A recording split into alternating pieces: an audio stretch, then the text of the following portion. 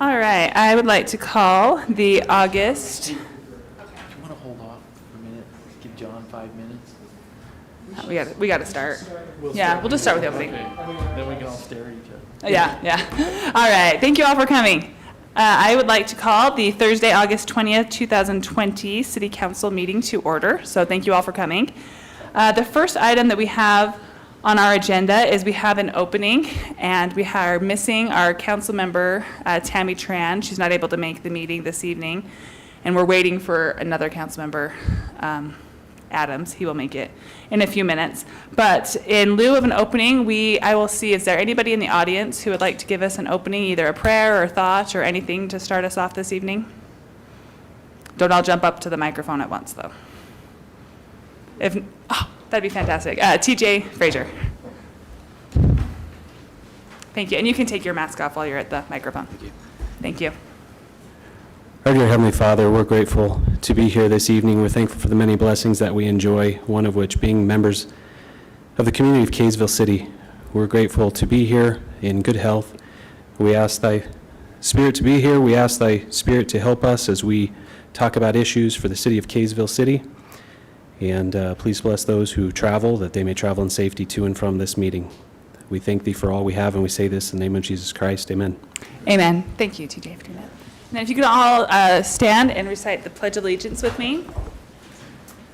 I pledge allegiance to the flag of the United States of America and to the republic for which it stands, one nation, under God, indivisible, with liberty and justice for all. Thank you. Thank you.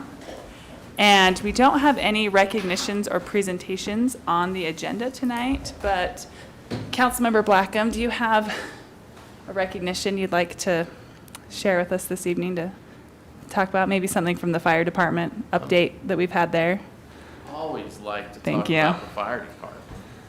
No, but actually, the fire department had a structure fire this week. Yeah.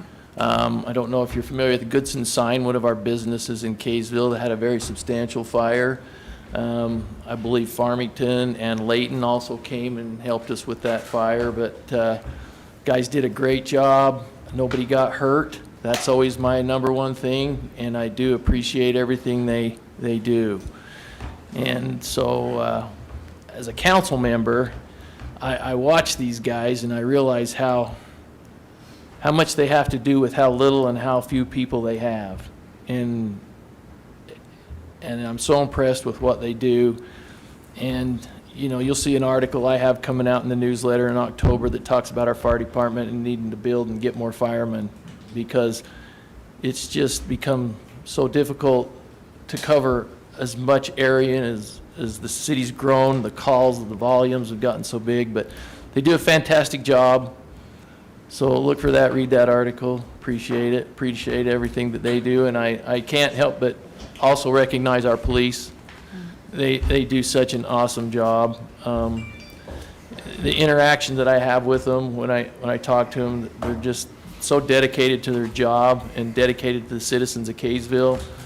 And you know, we have a different officer here tonight that comes in and watches over the council meeting. We appreciate him being here and thank him for doing that. Excellent. That was perfect. Thank you, Councilmember Blackham. All right. Next item on our agenda is declaration of any conflicts of interest. Any? Nope. Nope. Seeing none. All right. We're going to move on to our consent items. Does anyone have a motion on the consent items? I would like to motion that we approve all but remove C from the consent items. And G. Oh, Would you and like I to- will also like to motion that we remove G as well from the consent items. Okay. So motion on the table. Does that have a second? I'll second it. Second by, moved by Councilmember Adams, seconded by Councilmember Blackham. Councilmember Adams, do you want to talk about, well, let's first vote to move all of the other items, minus A through C. Minus C and G. All of the other items minus C and G. Thank you. All right, Councilmember Adams. Or vote? Vote, aye. Aye. You skipped me. Aye. Aye. Aye. All right. Motion passes 4-0. All right. Let's look at item C, approval of purchase for emergency medical equipment for the fire department. Do you want to talk about this one, Councilman Brown? Yes, yeah, and I want to apologize to all of you for being late. The fizz line went a little bit longer than I anticipated. I hope that it's okay. I was supporting Kaysville local business, The economy. the economy, you know, and I did probably speed on my way over dear. here, officer. So, yeah, I mean, I had a Kaysville resident contact me that has a comparable, in what he explained to me, actually a superior product to two of the items that the or the fire department was planning on purchasing. I asked him if he would be able to talk about those products to the chief and within 2 weeks, and he said within the next week he would be able to. And so I feel like it's be good to give him a fair shot. I don't know if we've already bought these, or if we can just delay it for 2 weeks to give him a chance to offer a bid. I'm not against doing that, but I think these things have been purchased already. Oh, okay. You know, just, I guess, keep in mind that once we budget for something, we're telling the staff, in this case, the fire chief, go procure the items. So these If- were purchased previously. I thought It's they were over CARES 25,000, Act. we bring it back here, but it's less is this okay to spend it, and more like, this is what we're buying, whether it's a vehicle. This is what In we this did, case, yeah. it's what, $160,000 worth of equipment. But- Yeah. But if he Okay. hasn't, and I'll text him immediately and say, did you know if the gentleman's reached out to Chief Erickson? Yeah, but I think Chief's out of town on Okay. vacation until Tuesday, and so, yeah, I mean, that would be my only, if it's already done, then it's done. Yeah. But if there's an option But to. either way, we can wait and, Yeah, you don't we need can to approve approve it it. tonight, and we can. It's not time sensitive to approve It's it not. tonight, so I think we're okay with that. And one other thing I wanted to say for those that are listening, this is actually a purchase for 3 life packs and auto loaders, which I'm not in the medical community, but it looks fantastic. Helps Yeah, get the stretcher into the back without Yeah. having to lift it up. sounds fantastic. Right, Mike? 2 cots and a 1 Lucas device, automatic CPR machine. But what's really interesting is these are being purchased with CARES Act funding. And so I think everybody's aware that's funding allowed to cities, in this case, to support their city. Is that fair to say? And lots of different needs. And so it's not money from our general fund, it's money that's been allotted from the CARES Act. And it may go through the general fund, but it is additional money Yeah. than the regular budget funds. And it's I guess that's fair to specifically for coronavirus and Yeah. the ways that we've been impacted by COVID, Yeah. and we've been spending stuff since Yeah. March. Yeah, that- absolutely. Well, this money will go Absolutely. towards that. So just for those listening, should we have a motion to table this item? That'd be And then we great. can come back at our next meeting? I'll make a motion that we table item C till our next meeting. I'll second that. All right, any comments? Let's vote. I will go first. Aye. Aye? Aye. Aye. Motion passes 4-0. The other thing I failed to say at the very beginning, we're also missing Mayor Witt, who is also out of town, obviously. And so as Mayor Pro Tem, I'm leading, but I also vote, and sometimes it gets us really thrown off. All right, so now we're going to go to consent item G. Councilmember Blackham, do you want to talk about that one? Yeah, I want to talk about that because it's for a bridge on the trail system Yeah. up there. Wilderness And, Park. It's a kind of a 70-30 split between the county and us, and it was estimated to be 120,000. I believe that's up to 160-something thousand now. And I just wanted to, if we're going to approve it, I want to approve it that it's still a 70-30 split, and that Kaysville doesn't have to absorb that entire overage. Yeah, I mean, it addressed the additional money that we're requesting. We have Cole Stevens here. Do you want to come speak to where we're at with this? Cole Stevens, our Parks and Rec Director. Sure, I'd be happy to. I know Lyle will probably be able to chime in too, because he's had direct contact with Oh, yeah. Davis County. So we have approached Davis County when we submit. So there is a Prop 1 grant through Davis County, also using Kaysville City Active Transportation funds for the trail project that benefits the Bonneville Shoreline Trail, like Councilmember Blackham already said. So we have approached the county, and correct me if I'm wrong, Lyle, on any of this, but we have approached the county. From a staff level, they are very supportive of the 70/30 continuation of that up to the new amount. It's just the issue with the county is timing with the county commission, but I believe indications are from the county commission that they are supportive of continuing that. Is that? That's exactly accurate. All indications are that there's support for it. Where they have their Prop 1 funds currently, it's less formal of a process to get those, and so the timing we can get it without waiting for some sort of application. But their county commission won't meet on it probably for a couple weeks to give that formal decision. But indicators are from multiple points that they're okay with it. They've been supporting us through T-TAB money. It's tourism tax funds that come into the county that are helping improve the trail Yeah. up to this bridge point. And then this Prop 1 funds are also that 70/30 split that we've received. And their hope is, because it's the Bonneville Shoreline Connection, they really have high interest in it. That they It would- benefits the whole county. It's not just Correct. Kaysville City that's benefiting from this. It's in our city, but the whole county, it literally will connect all of us on those trails. Any of us that are up there a lot, it's going to be a huge benefit. So I think with that, the expectation is it would be there. If we find out that support fails, we'll be back here to reassess, it sounds like, based on the motion. So if this. I guess I didn't get an answer. Does it, so they will do 70/30 with the? Well, Or we just don't the know? motion They- will include the 70/30 that I would make, Yeah. and if it doesn't meet that, it has to come back So rather than a dollar amount, it's just that we're approving the 70 and 30 split. to the amount of Yeah. the 166,000. 166,000, I 166. think. Yeah. Be great if they could cover the 40, actually, the additional. You can say at least. At least, Yeah. yeah, I mean, maybe go for, Yeah, the I was nervous pretty when good at begging, when I so we saw can that try. this was increasing in price, and obviously we can see why, but I think it's fantastic that the county's still going to match it. Let me maybe explain a little bit about why there is the budget amount, what we thought it was. The location of this in the East Mountain Wilderness Park is a very tricky access. It doesn't have any vehicular access. It's all by foot. And part of the caveat with this bridge is it's actually going to be helied in, meaning helicopter will lift it from our parking lot and transport it in. And so there's some timing issues with that as well. So with the county not exactly wanting to, well, supporting it, but trying to get it through their processes takes, time just like it does Kaysville City. So we're trying to get this to where it can fit in. The contractor has some time limits on, it's about a 6-week lead time on the bridge once they get the formal go-ahead to where they get it, and then arranging all that stuff. So it's going to be an awesome project, but it does benefit the whole county, and that's why it's, I think, the Prop 1.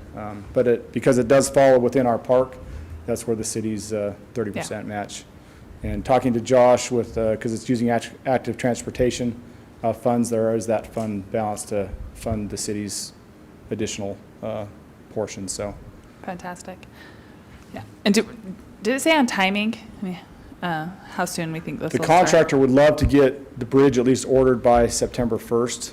We're hopeful that we could get, I know the county's commission, but if we can get, we're crossing our fingers. Yeah. Because if he can get it ordered September 1st, he's got the heli scheduled for October 14th to lift it. That's gonna be awesome. And those are tricky there's not very many Yeah.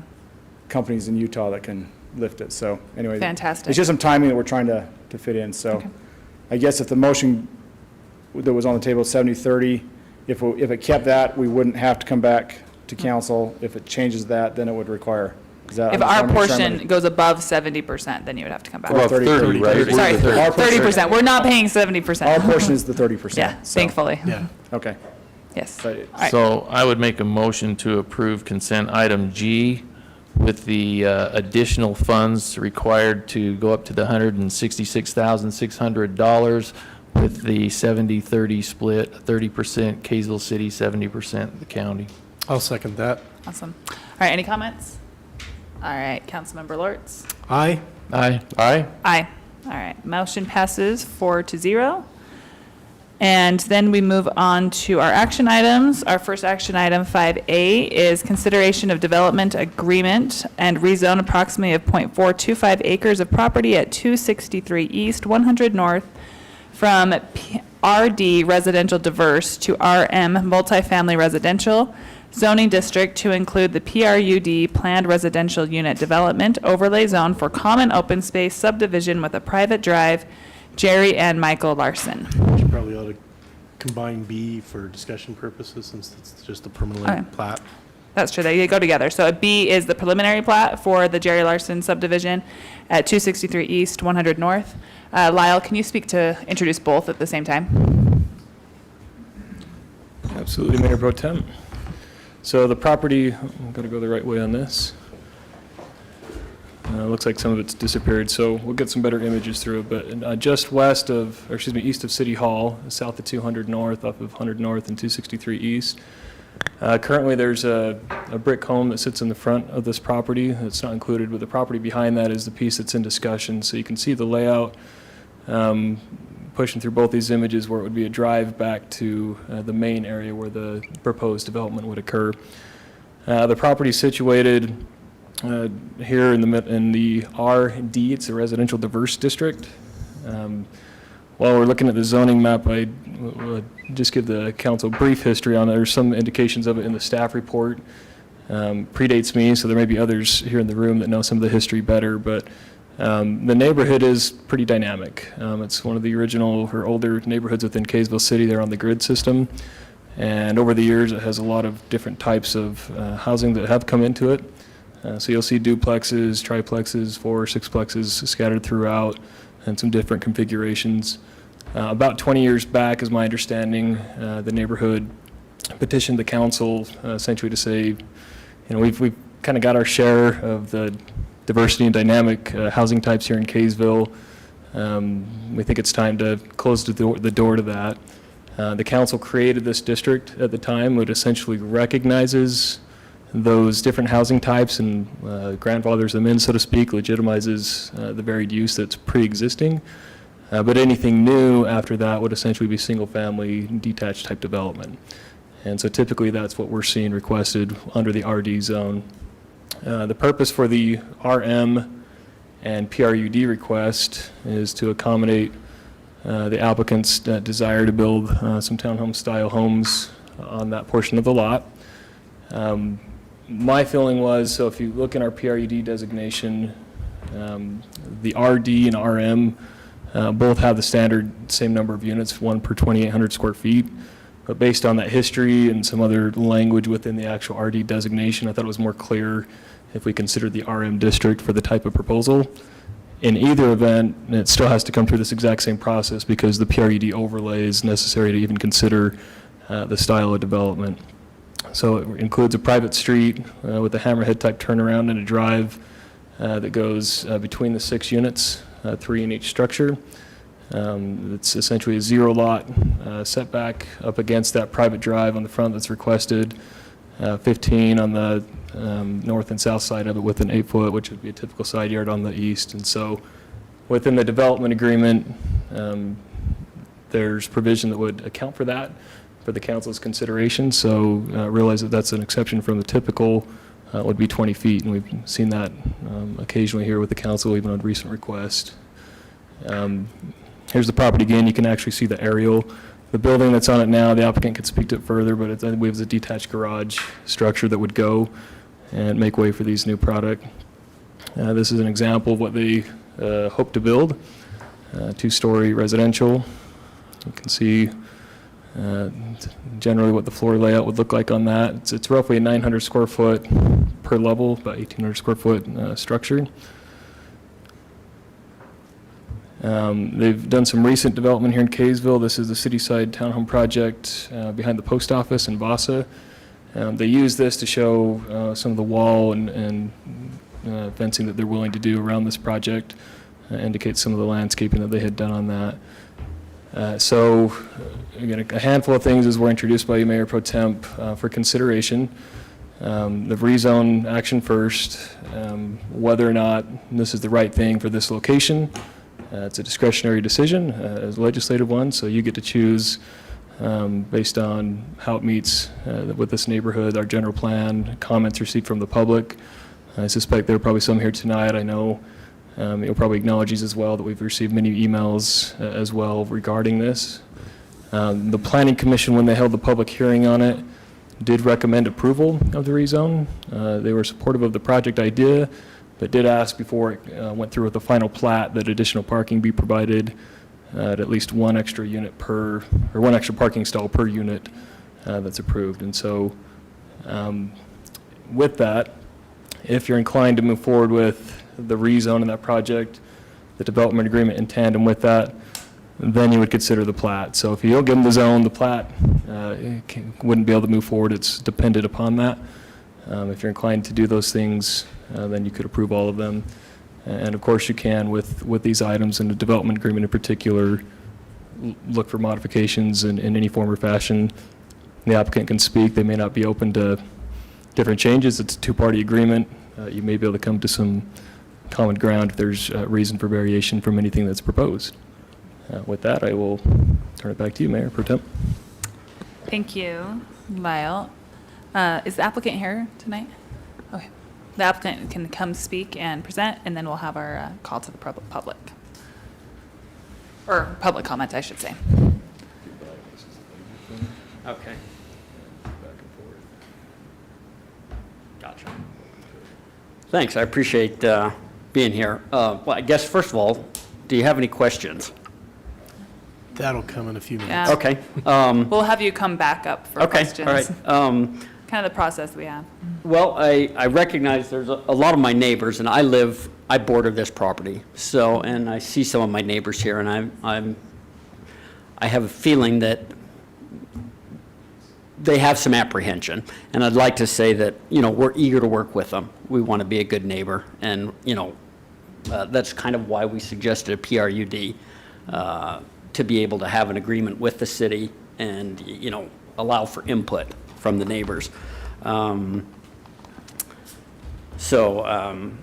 also would like to emphasize, Lyle mentioned this, the Planning Commission recommended this unanimously, 7-0. They had an extensive discussion in their meeting last week, kind of about the economics that exist in our state and in our community now, and how single-family housing is becoming quite expensive. And we anticipate these, while they're attached, it's still single-family. We anticipate to develop them for sale, for individual ownership. My father has owned this property for 42, 44 years, and when I was a 6-year-old boy, raised chickens on this property, and also fed a horse, and then I'd sell the eggs to the neighbors. So 45 years ago, we had kind of narrow, deep lots for that purpose, and I think it even predates that. That doesn't exist so much anymore, and I think we're proposing a better use. And there's one public comment that I came across that's from Lexi Ward, and if you don't mind, I'd like to read her comments. She's 15 years old, and she's super sharp. She says, "To whom it may concern, I'm a 15-year-old girl in the local Kaysville area. I recently overheard my parents talking about new apartments / townhomes possibly being built here in this neighborhood.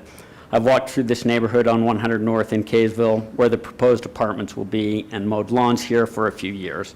I'll be moving out in a few years, and at the young age of 19, most people can't afford to buy a nice house or apartment. And if they can, the location of apartments aren't usually in nice neighborhoods. I believe these new apartments would be nice and affordable in a nice neighborhood and community. Having options like this for housing as a young adult would be a lifesaver. I think in this day and age, it's very important for the community to be involved in politics and the happenings of the city and community. Thank you for taking the time to hear the opinion of someone who would benefit from this type of housing in the not-too-distant future."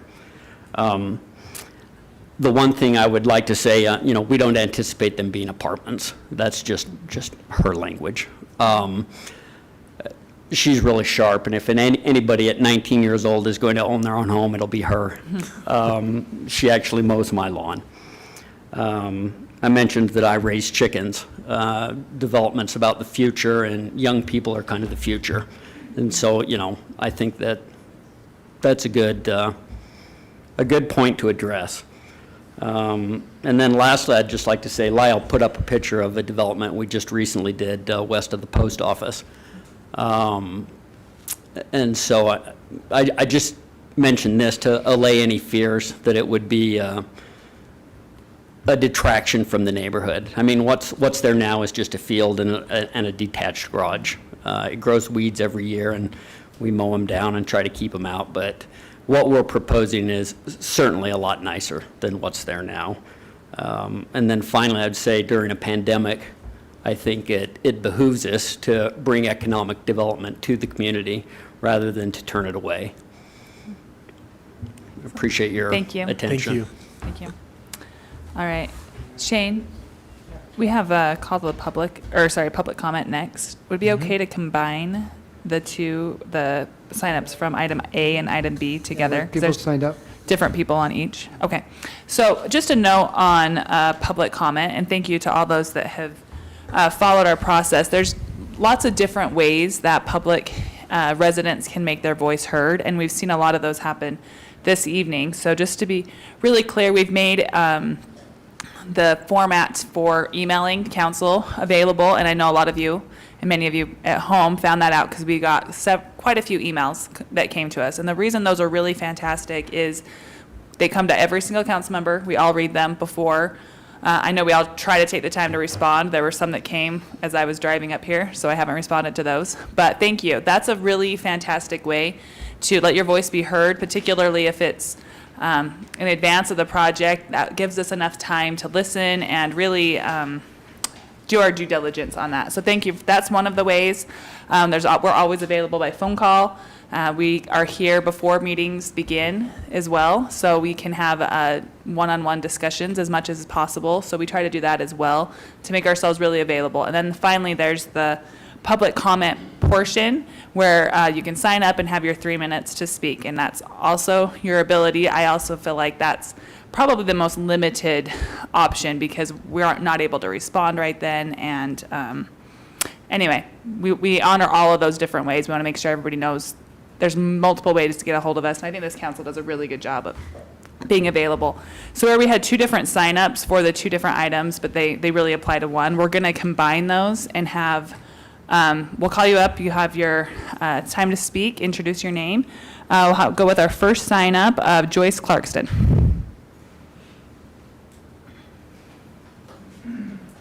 Hi there, I'm Joyce. My husband and our family have lived in Kaysville for just over 30 years. We live just directly north of the fire station in a cute little old historic home there. And we love the old part of Kaysville. And I'm here tonight to try to help preserve that. Like so many of us that are here, we love the old part because of the history, the old homes, the big yards, the mature trees and things that you don't always get in a new subdivision. It also has its drawbacks, that the homes are small, families outgrow them, they move on, and there seems to be a lot of turnover. And more recently, in the last several years, more so in the last few years, the homes are less expensive than in other places, and developers and landlords like to come in and buy them and use them for a cheap rental. And that's continually happening over and over and over in our neighborhood. Within our little neighborhood, and this isn't including where this is proposed going in, I counted today within about a 3-block by 5-block radius. We have 75 rentals in our neighborhood there. So not if this is rental or if these are homeowners. I oppose whatever is being changing the zoning for this. I think that by opening this, where is this going to stop? With all the big lots, what's stopping my next door neighbor from saying, I can tear down my house and we can have a whole group of condos in my backyard, which I would oppose that as much as I oppose this, as much as I would oppose for 5 blocks up the road. It's not anything personal, it's just that I love our little town, I care about it, and don't want to see that happen. I would hope that each of you, being our council members, it's what's good for our town and for our hometown. It's not what we know we don't want this in our west side part of town, but are you willing to have it here in our east side of town? And that, hopefully that's your interest. I know during these crazy times with COVID, not quite sure, can we come to the meeting? Can you talk? Can you not? Kind of hard to know where you stand. And I just think that we need to, I hope that you realize that there's a group of us that don't want this in our neighborhood, that we're willing for changes and things like that, but this is something that we're not interested in. And feel like we can't change the past. We have a lot of these sorts of projects already in our neighborhoods, but we can change the future. We don't, sometimes as I've talked to other of my neighbors, they feel like sometimes we're viewed as the ghetto of town. I beg to differ, but, No. I just hope that you'll consider that our feelings and our thoughts, that we have people that are vested. They want to stay here. They're young families. They want to stay and raise their families here. So I hope you consider that. Thank And I you. love this little Thank you. quote up here that says, the only way to truly appreciate what you have is to work for it.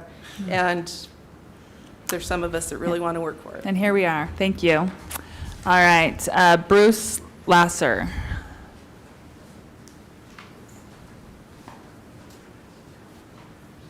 My name is Bruce Laser, Oh, sorry. and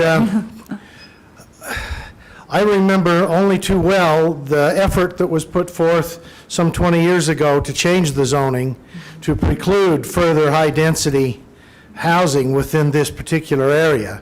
The sentiment at the time was we had the bulk of the high-density housing within the core of the city, and that there were many other areas that could be well-served if there were higher density developments elsewhere, and that we had sufficient. And of course, the greater concern was this block layout that basically lends itself to doing a flag lot type development.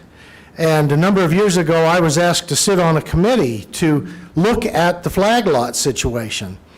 And to be completely candid with you, there were a number of really concerned citizens that were considering flag lot developments that attended our committee meetings. And I was a voice for personal property rights. The only concern I had is that we didn't want someone coming in with a flag lot, developing a piece of property with insufficient and out of spec setbacks and that sort of thing, and parking a home way too close in someone's backyard. Whether or not, and we came up with a bunch of recommendations that, I'll be honest with you, I don't know whether the city adopted them or not. My concern for this development is twofold. Number one, it does violate the zoning, and so it does run counter to that which has already been accomplished. Number two, I don't know what the setbacks are. I don't know how close to the neighbors this development is going to be, how many square feet we'll be building, how much will be backyard, front yard setbacks, and I think there's an awful lot of consideration that needs to be given to that. Lastly, when the Planning and Zoning Committee recommends this, one of the things I took away from my assignment on that committee was in talking with the planning and zoning people at great length. They were adamantly in favor of all flag lot development, and the impression I took away from that relationship was they are in favor of maximizing the tax revenue for every square foot of land that exists inside Kaysville City's boundaries, and their concern for the character of the neighborhood was almost non-existent from my point of view. So when someone says planning and zoning is making a recommendation, from my own experience sitting on that committee, understand where they come from. They have a different dog in the fight than the rest of us, and I understand that, and they probably should. But that is their agenda, is to maximize tax revenue. So I do oppose this in its present form. There may be a form that could be worked out if the setbacks are appropriate, but I really have a distaste. Thank you. For the, Thank you for your comment. For the rezone. Thank you very Thank much. you. Thank you. All right, Justin Stevenson.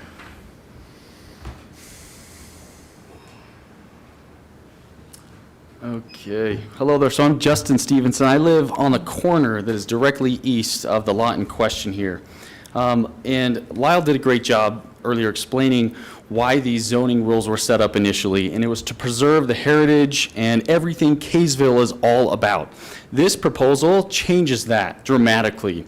Kaysville is great because these rules were set up long ago to protect our family values and create a great place to raise children. I have 4 children of my own. Here's the thing, the burden of proof is on the developer to show how this proposed development would improve the community enough to merit a change in those rules. Let's change the rules, show me how it's better. They need to provide enough evidence to show why it makes sense.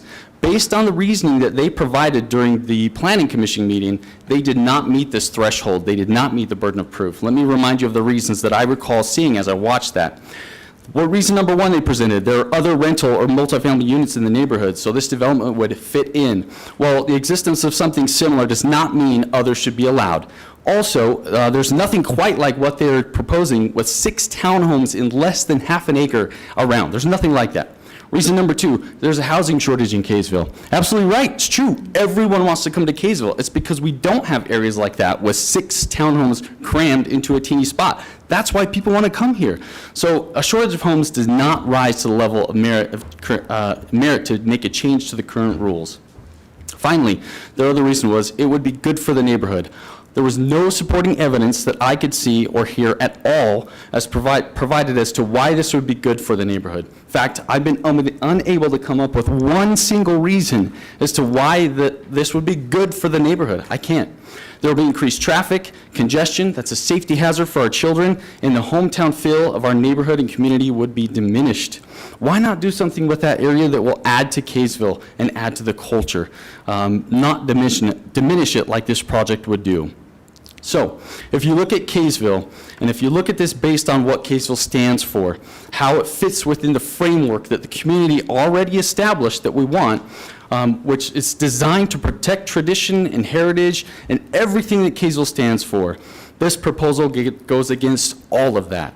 It does. As unfortunate as it is, it appears to be an opportunity for someone to make money. That's it. So it's your job as Kaysville City Council to recognize that and consider the impact on Kaysville City's core. Think about that. From 20 years ago, what is the core that Kaysville came together to give? This type of deterioration that would come with a project like this is not worth it. I'd like to point out one other thing. My 11-year-old daughter is also super sharp. She said, if this works, we'll just tear our house down and build 3 or 4 on our land too. So thank you for your consideration, and just keep in mind of what Kaysville stands for. Thank you. Thank you. Thank you. All right, TJ Frazier.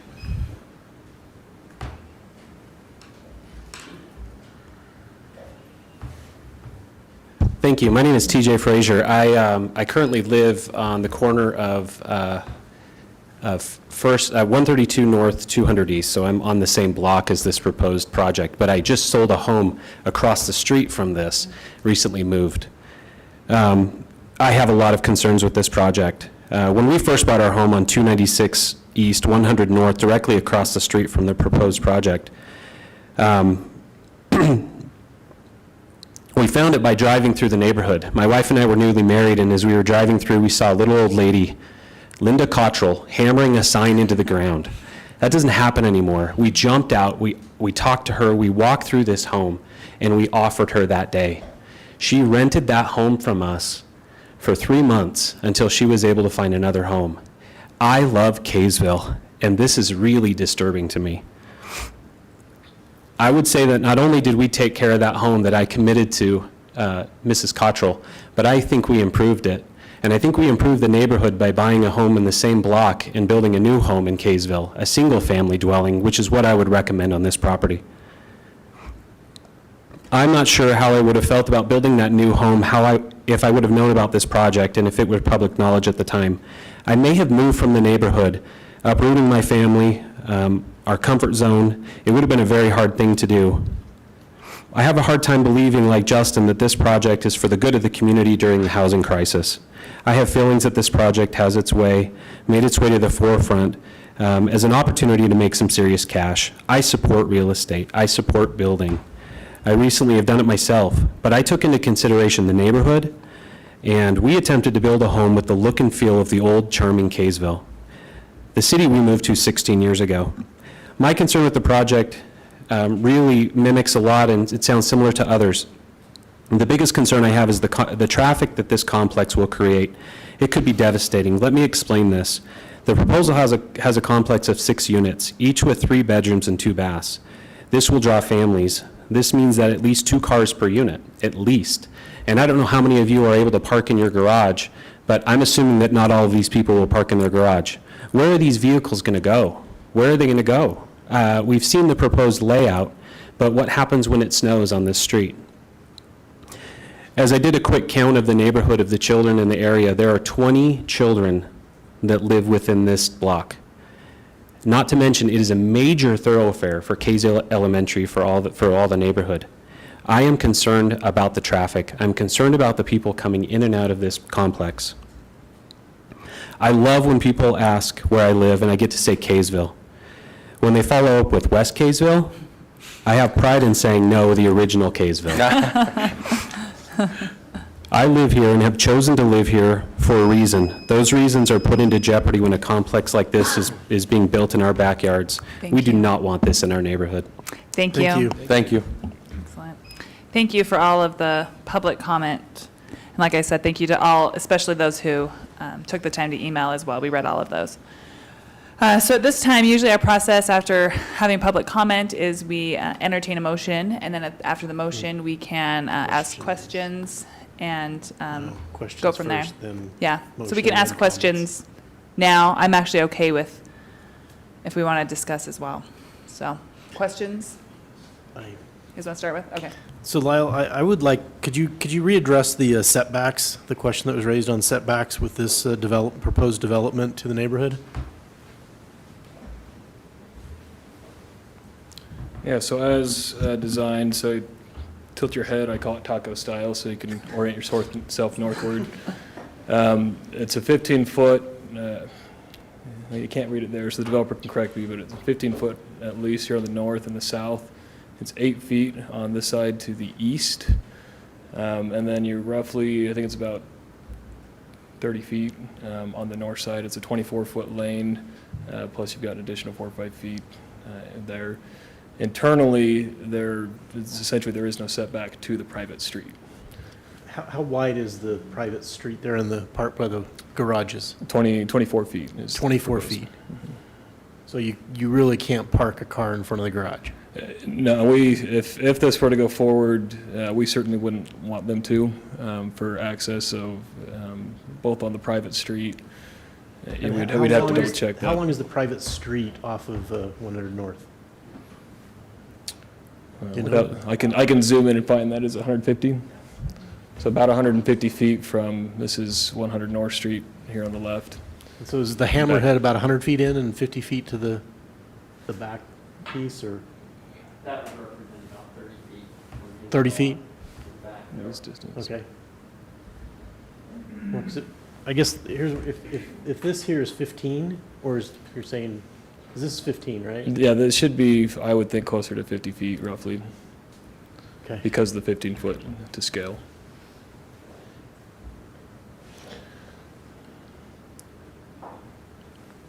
Do So as we've- we have many developments like this within Kaysville, where they've got this kind of a? The example I gave to the planning commission, it's not exactly like this, but it's right behind Biker's Edge.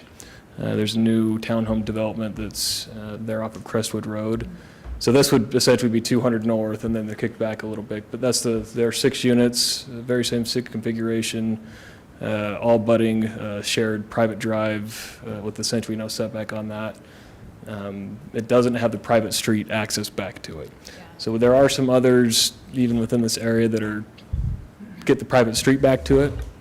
But in the townhome type development, and it's a little more recent that we're seeing these, we've mostly have private streets back to a duplex or two. It's a little bit different configuration. Single flag lot or a double flag Like lot? with Certainly the single and Yeah. double flag One lots thing. on a driveway are more common.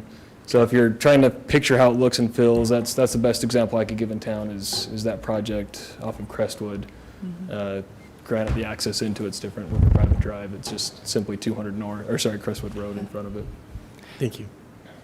I have a question. So both on this on the project you're referring to on 200 North, is there dedicated parking there, or do they just rely on 200 North? Yeah, so the project that I'm thinking about, they're just west of Heritage Park. Yeah, yeah, behind Bike. Off of Crestwood, does not have Crestwood, additional I meant, guest sorry. parking. Okay, So it just has the two-car garage in each Okay. unit.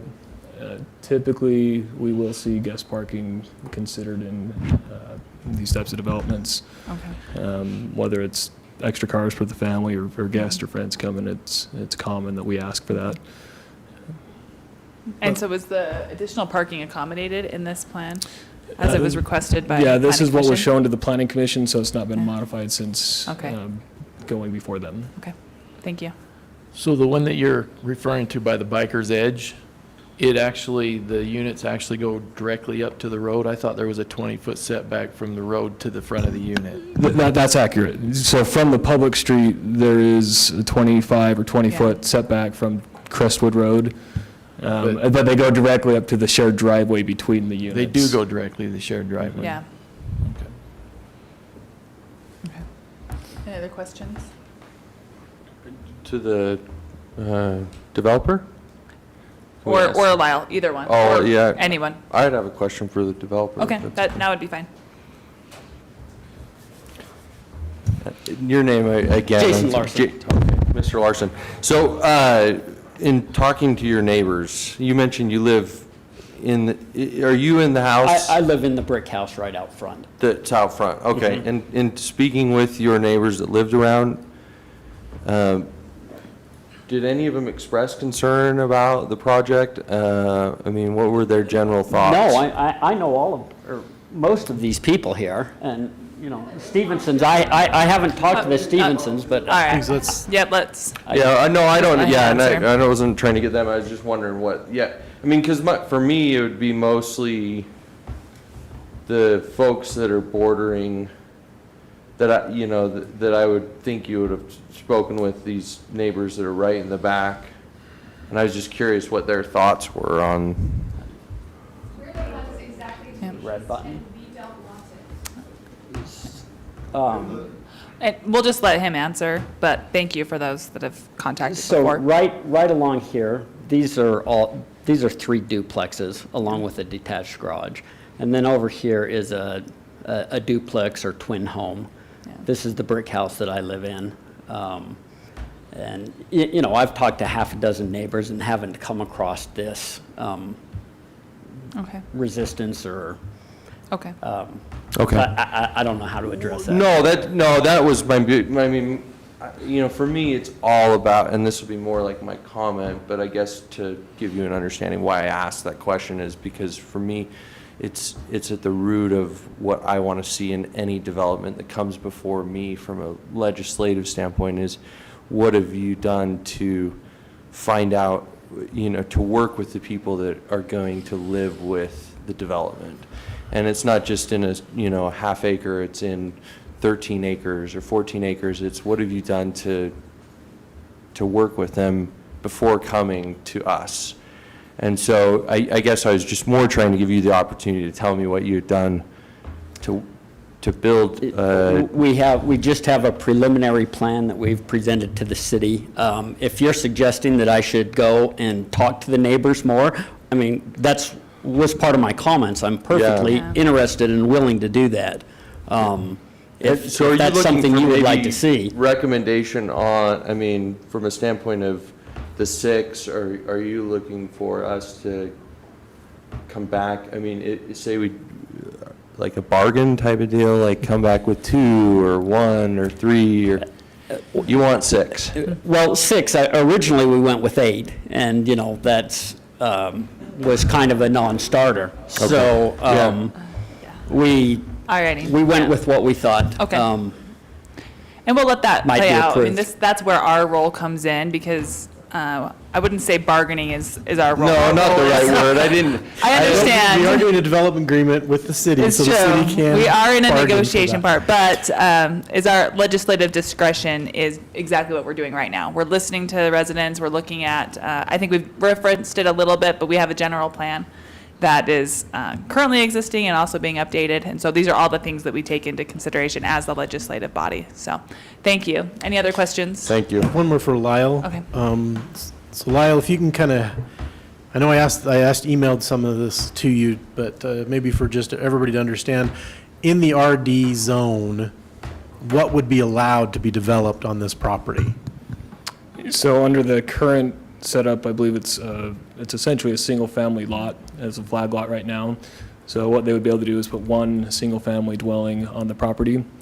The zones are very similar other in what they allow, except for the density and the number of units. And that's the big reason for the request on a change between the RD and the RM is either get a one single-family flag lot or you come to a different zone that would So, allow I mean, them just to something kind of, and I'm different. going to make a comment, just like Councilmember Adams here. That's okay. To jump, and I think Councilmember Blackham was the one that kind of like keyed me to always watch for this, but we're asking to go from a current zoning that allows for one single-family home to 6 in the same property, which is not a slightly higher, that's 600% growth in density, which, is quite dramatic, and I do agree with the comment that was made. The developer has the burden of proof to how this will fit in the neighborhood, not that, just because they request it, it makes sense. Thank you, Lyle, appreciate that. While you. while you're up there, can I? Go ahead. I like your mask, by the way. Wow. There was mention, I received a text, and it was mentioned that 20 years ago, something changed, something happened. Not that you were here. I was. Oh, yeah, that's true. Councilmember Blackham was, but I can't ask him a question. Maybe I Sure you can. can. Yeah, you can. Oh, I can? I'll allow And that's the it. hard part, is because I really, Councilmember Blackham, do you remember really what like to happened? talk about this a Yeah. little. Because there I'm was okay. a, You can. if talk you realize back in around 2000 when this happened, or in that close area, there was a lot of development going on in Kaysville City. And it was recognized that this area had the most diverse housing in it of any district within the city. And they were trying to put all these multifamilies in these old parts of town where people really enjoyed their neighborhoods and didn't want this. And so the city created a zone specifically to protect this area, and that was that residential diverse, which basically grandfathered in all those existing duplexes, sixplex, whatever that was there, but said, and I want to talk a little bit about the flag lot portion of it. And at the time, it was realized that these were big, deep lots, and if they were going to develop, they were going to have flag lots. And so that was part of the discussion when they were doing that. And at the time, the gentleman mentioned the setback thing. At the time, a flag lot was allowed to have a 15-foot setback. But as they went through and they created this zone and they talked about the flag lot portion of it, they said, and we don't want these just sitting right on our houses in our backyards. And so they actually changed the flag lot from 15 to 20, understanding that they were going to have to do something to develop these backyards, but they were pretty much promised when they did the RD that anything that came further would be a single-family dwelling on these lots. So that's a little history. Yeah, I mean, there. that was, the text that I received said 20 years ago this happened, it ruined our neighborhood at that point in time, and that's why we fought for this. So, for Yeah. me, it was more trying to understand what transpired there that caused this, and I think you answered my question. Thank you. And one other thing I was just going to say is on this zoning, the RD, the residential diverse, I mean, obviously we don't see that coming for new, but it's good to keep in mind, what does that, what was the intent of that? And that's what everything around it is zoned at. When I looked at the zoning map, I thought, okay, you really got to keep that in mind because that was to accommodate exactly what you're saying, the diversity in housing, but also to protect it. So that's a good background. Doing comments, can I do a comment? Yeah. So I think, for me, one of the things that's really important is people, as we've heard, moved to Kaysville for a reason. Yeah. And many of it's because it was a hometown. It was because it was mostly single-family homes, great neighborhoods, a place they wanted to live, very close to get north or south. And now we're talking about changing that and going away from what has made Kaysville what Kaysville is. As we keep saying, what is our logo? America, or Utah's hometown, right? Yeah. And yet now we're saying, no, let's make it Utah's apartment complex station. I don't think so. We know that that's in Farmington. If you want an apartment, they got thousands of them, and they're building hundreds more. And if you want really tiny homes and starters, Layton's got a ton of them. You know, but that's not what Kaysville was designed to be. It's not what people moved to Kaysville to have. You know, it came here for what they thought were the promises of, this is what Kaysville is going to be. And this is where we're going to raise our families and keep them. We have it even in the west. I mean, even though the west side of Kaysville is very different from the east side, I think it's the same concept. In West Kaysville, people are screaming anytime you try to go below a half an acre, because they were promised 20 years ago everything would be a half an acre out there. There would not be more density, except maybe along the major roads. And then it was only supposed to be some, not all. And I think the same promise has been made on the east side here. We've had some diversity. We said, you know what, we don't want to continue that path. We want to protect what Kaysville is. And so I think that's a really important thing. And we've said it before about developers. You've got to convince us why this is going to make Kaysville better. I don't think it's not going to open free just because there's SB 43 or whatever, 34. 34. Whatever it is, does not mean we're going to say, oh yeah, we got to do higher density because that's going to make more affordable. It's not going to make more affordable housing. We've already seen it. We've allowed higher density, and they just raise the price. And it's still unaffordable. And now we've got high density, unaffordable homes instead of nice neighborhoods. So I would say that, you know, I'm ready to make a motion on this, and I think you know I had what's one going. other comment first, though, that I wanted to make on that, because I appreciate that, and I appreciate everybody's different perspectives. One thing I was going to say is some of the emails that we got, and one that the developer spoke to, I absolutely agree with. There is, you know, it is really hard. Affordable housing is something that is very real. We're not, I definitely would say that. I was talking to Councilmember Tran, who she has a young, her son and daughter-in-law, or maybe a child, that want to live in Kaysville. They're looking for a home, and it's nearly impossible. And I texted to her, and I said, you know, we talk about affordable housing a lot, but when you're living it and the shortage, it's a totally different thing because it's real life. So I validate that 100%. We're not dismissing it. And I think it is something that we really should take very seriously in our city. At the same time, I don't think that means that every square inch we put in as much housing as we can possibly fit.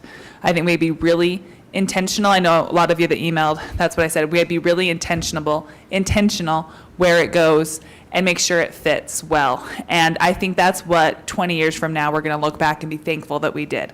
Thankful that we added it so that we have availability of housing for those situations like I was talking about, but also thankful that we preserved the great type of housing that people love. So I can see absolutely it's a very complex issue, and I think that's why we have this process that we go through it. You elected people to represent you and look at these items carefully, and I think that's exactly what we're doing. And with that being said, I can entertain a motion at this time.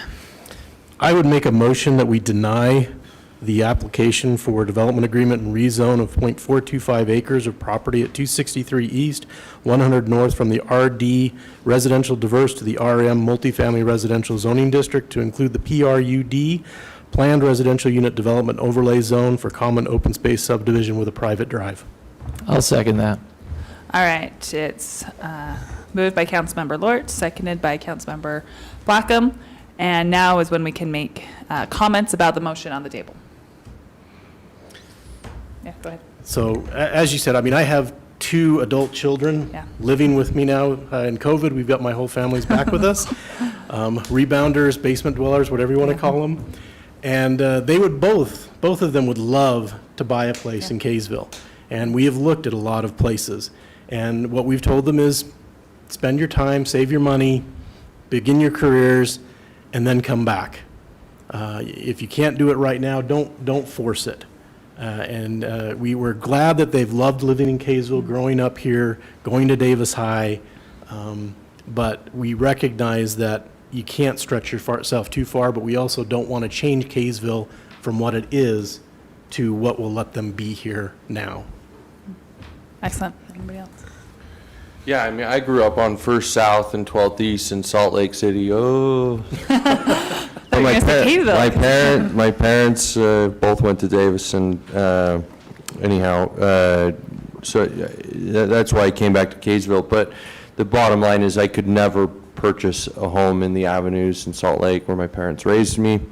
The Senate Bill 34, I'm so sick and tired of having that thrown in my face from developers, or whoever, whatever commission's throwing that, because it, to me, is turned into an excuse to overdevelop and still charge high prices. I mean, the second I see a development that actually is showing that they care about providing people with low income, good housing, is the second I'll take pause. But so far, I just haven't seen it. It, to me, looks and smells like money grab. And I'm not, personally attacking you, sir. I'd probably do the same thing if I were in your situation, and would hope that there'd be someone sitting in my seat that would rein me in. My hope would be that there would be something, that would fit the neighborhood. If it's a flag lot and one home that's sitting back there, that's something I think you could look at strongly. I live on a half acre, so this would mean I could put 7 homes on my half acre, and I think that's just crazy. And so, for me, this is an easy decision, and I would hope that we don't now, talk negotiation, go back to 4 or 2. I think that from my standpoint, you know how I feel. Excellent. And once again, I would say thank you to everyone who's been involved. And it's good to have an insight into representation and what it looks like.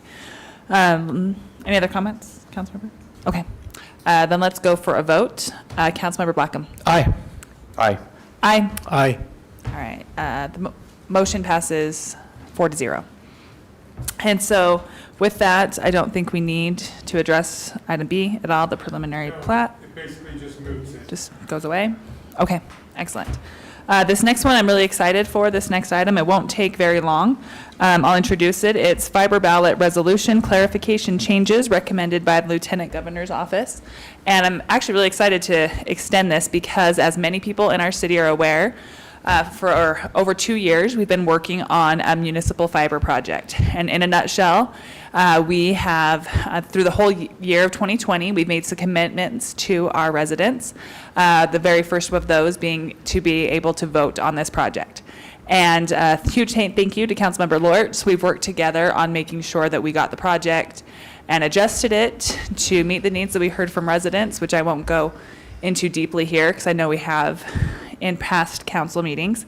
But putting it to a vote is a wonderful hurdle that we've been going through. And it's been a great process. And last council meeting, you may remember, we voted on the item to refer to the Lieutenant Governor's Office. And thankfully, at the beginning of 2020, Councilmember Lortz laid out an entire timeline to get us to our goal of a November vote.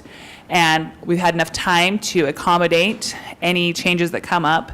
And this is one that came from Lieutenant Governor's Office saying they just wanted a little bit more clarification on exactly what we were voting on. And we have had a great conversation about basically we're voting on a commitment that we made to our residents, and we're just making sure it gets very clearly identified on the ballot itself.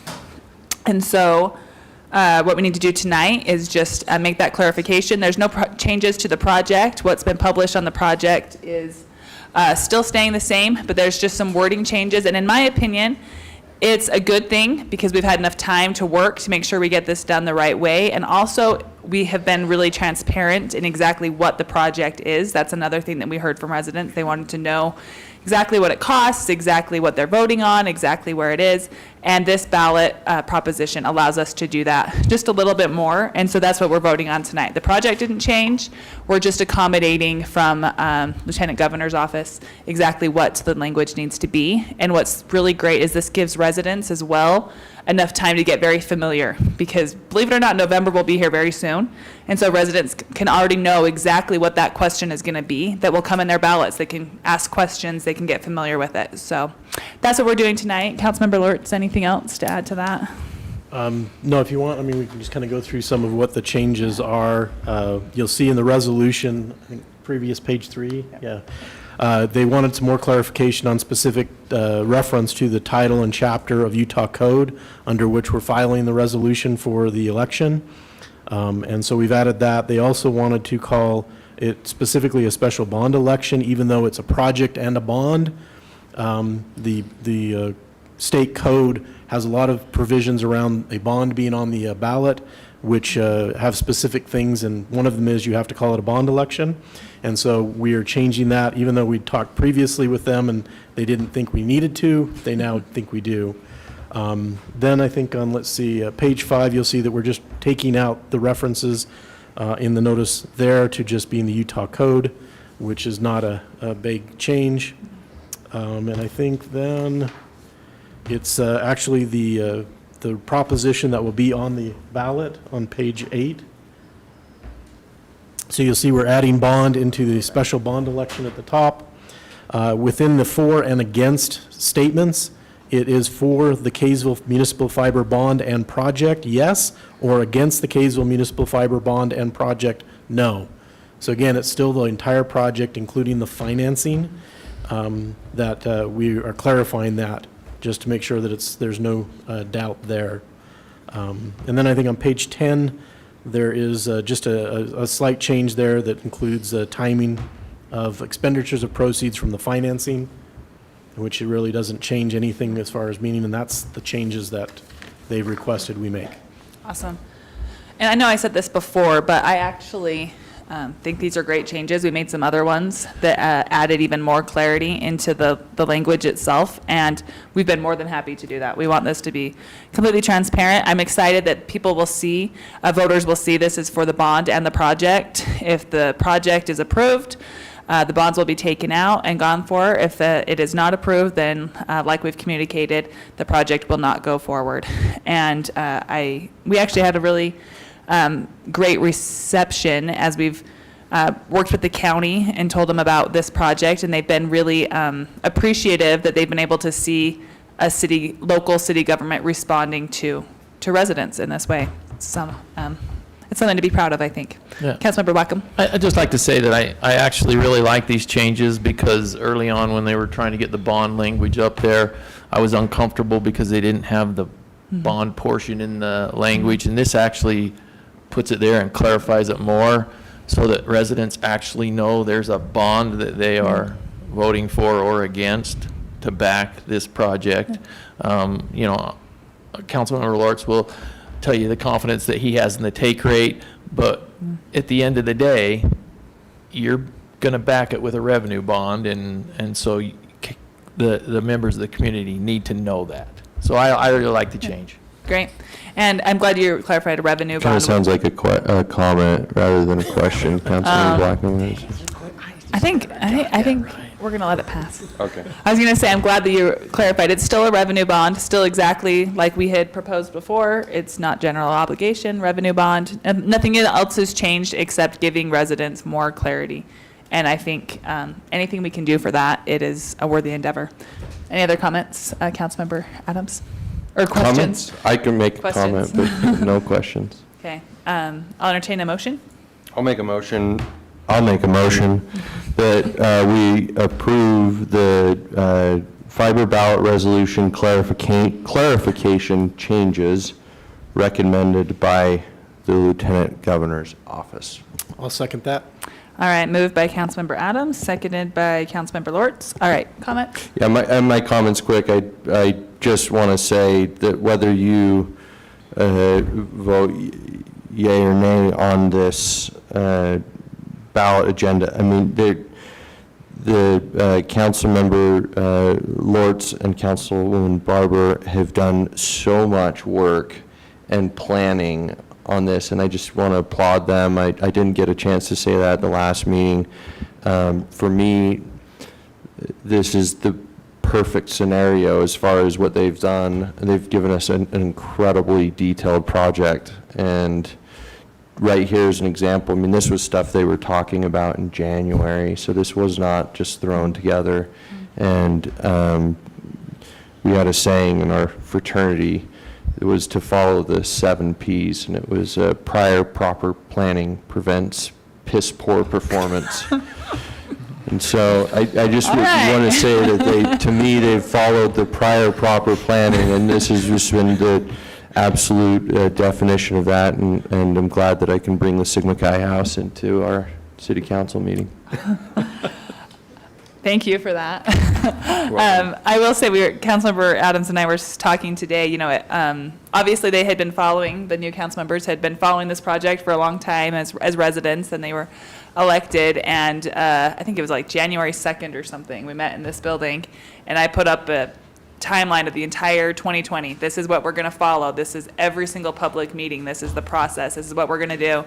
That, like I said, Councilmember Lortz have been huge in putting that together. These are the public notices that we have to have. These are the public hearings. And I think we kind of had this thought of like, why are we even talking about this? It's not for clear till November. And it feels like a lifetime ago. That was pre-pandemic. That was everything changing, our whole world being changed, and especially a lot more attention on this project because of the changes in our world. And I am just so glad we did that, because it kept us on schedule. It kept us ahead of schedule so that we were able to accommodate changes like this that come in at the last minute. We had time built in. I'm just really glad we followed that. So, and a huge thank you, Councilmember Lortz, for the timeline. Let's vote. Councilmember Adams. Aye, on the condition that in the minutes, those 7 Ps are added. I don't think that is going to happen. Aye. Aye. Aye. All right. Motion passes 4-0. The condition is ignored. All right. Now we have a work item for those who are here that haven't been following our process. I actually think it works really well. We have action items like you all just took part in. Then we have work items where we have no action being taken, but it's our chance to work on things and let people become more familiar. So, work item, introduction to multiple land use ordinances. Lyle, take it away. Thank you, Madam Chair. So, I felt tonight there's a handful of ordinances that the Planning Commission has recently made a recommendation on. They had multiple meetings and several opportunities to look those over. I'll present them in different order and go at them one at a time. Just to introduce them to you, make sure you're familiar with at least the general ideas. You may have questions for me today. We can attempt to answer those. I think in large part we'd be very interested in understanding what those questions are so we can come forward with it and see if it's something you want to explore further and come back with and get you some answers on it. So the first item to share, I can figure out my clicker, is regarding trees near intersections. So this is the most simple of the three. Pretty straightforward. So we've, as a commission, they had some interest in really looking at park strips and landscaping, and it kind of took a turn as we went through some research on how we wanted to regulate that, what we really wanted to enforce, what really was appropriate, do we deal with the whole park strip, and in short, the direction from the commission to staff was, okay, well, let's encourage probably some better things to happen within our park strips at large. That's the 5-foot space between your curb and your sidewalk, primarily with trees where we have concerns with roots, damaging sidewalks and concrete work, but also blocking sidewalks and the street, our snow plows and mail trucks, having to jot around them. We've made some pretty significant efforts to encourage our community to help get those trimmed up lately, and so we have done some things with that, but ultimately what the ordinance has said, but I think on ordinance what's important because it was related to safety was dealing with the view at the corner in particular. So we were willing to regulate that, and it simply says, adding to language that we've always had, don't obstruct the view on the corner near an intersection of a street, and it was very specific, between 3 and 10 feet that should be visible through there.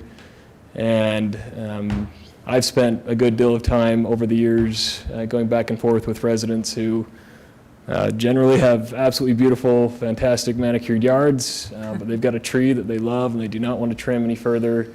And until it grows another 10, 15 years down the road where the main branches are above the sight line, it's a problem and people can't see oncoming traffic. So we have given them some credit and say, okay, existing trees can go, but if you'll see down in the bottom, it's this hypothetical triangle.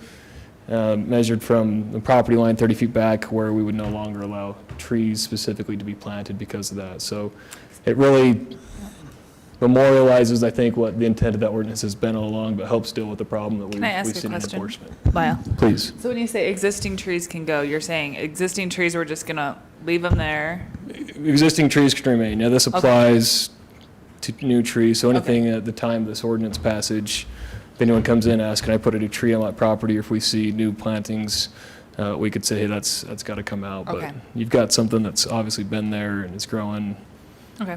Well, that They would still say- have to follow, though, some type of guideline. The existing trees still have to follow this same 14-foot. That's always been in, yes, so the 14-foot. So what's already in there still needs, I mean, Correct. So, yeah, we require and we mail off stuff regularly and work with owners to keep our roadways clear so that big vehicles can pass. That's the snow plows, service vehicles, street sweepers, and et cetera, that need that clearance. Same on the sidewalk. People with existing trees still need to keep that 8 foot of clearance, so you don't have to duck or meander off the sidewalk to go around it. Those are not new rules. What this indicates is something an intern in our office helped prepare so we can better give people this information and show them when they come in to ask questions, here's what you need to do. Yeah, we got a lot of retro cleaning to do in neighborhoods. 'Cause I know many that I have to duck to walk down the sidewalk. Yeah. well, and I was going to say, Nick, would it be appropriate to add to this, or could we add to it something that says that if law enforcement feels like that tree is causing a safety hazard? Because I think that if we added that to the ordinance, then that would give at least a little bit of leeway for maybe See, law enforcement to come into and say like, you know what, this is dangerous. this is kind of a code enforcement thing any more than a law enforcement thing. It's kind of a code enforcement deal, and So and it's more planning. My type feelings is, you know what? This ordinance has been there forever. They just cleaned it up a little bit here, but it's been there forever. And if it's causing an issue, the city should be able to go tell people to cut it down and get it out of there. And I think the ordinance We always allows you to do that. Could have, I think. We always Okay. have been able to. Yeah. I mean, Yeah, that's, I don't think there's any reason to say, you know, realistically, if you get a complaint on a clear vision triangle, that's a safety issue, and somebody should do something, and I think we've always had the authority to do that. Okay. Thank you. Thank you, Nick. I like your glasses, Nick. Glass? Oh. Oh, did you say me? I'm like, what are you talking about? Yeah, and I would think the hope with this is you get that conversation to say, well, give me another year, give me 2 years, I'll trim it, you know, just, we can make it work for a while. And it's tough, you know, and we've had people cut stuff down and remove things, and I agree with Councilmember Black, and we can do that. This makes it absolutely crystal clear, we're not fighting over your Yeah. tree anymore. If that's a problem, we're not gonna wait for it to not be a problem anymore. Got it. Okay. Thanks. And just over all of these, so again, with the work item, any direction you have, you know, go back, change it. We're ready for this one at the next action agenda. Let me know, and we'd be happy to address them each like that. Accessory building regulations. So this one in particular has to do with, I won't actually go over the text unless you want to. I have it up here ready to go. But I have some visuals that I was hoping would help kind of explain kind of the intent and idea behind this. This came up actually quite a few years ago, well, at least in my tenure, 3-4 years back. I've had several accessory buildings taken down and removed. And in one particular case, we sent out a citation to have something taken down. The person was highly concerned that we were picking on them because they see these buildings all over town, close to fences, and approached the commission and some of the council. And the direction at the time was just, let's lay low, let's relook at this, figure it out, let them be at the time. So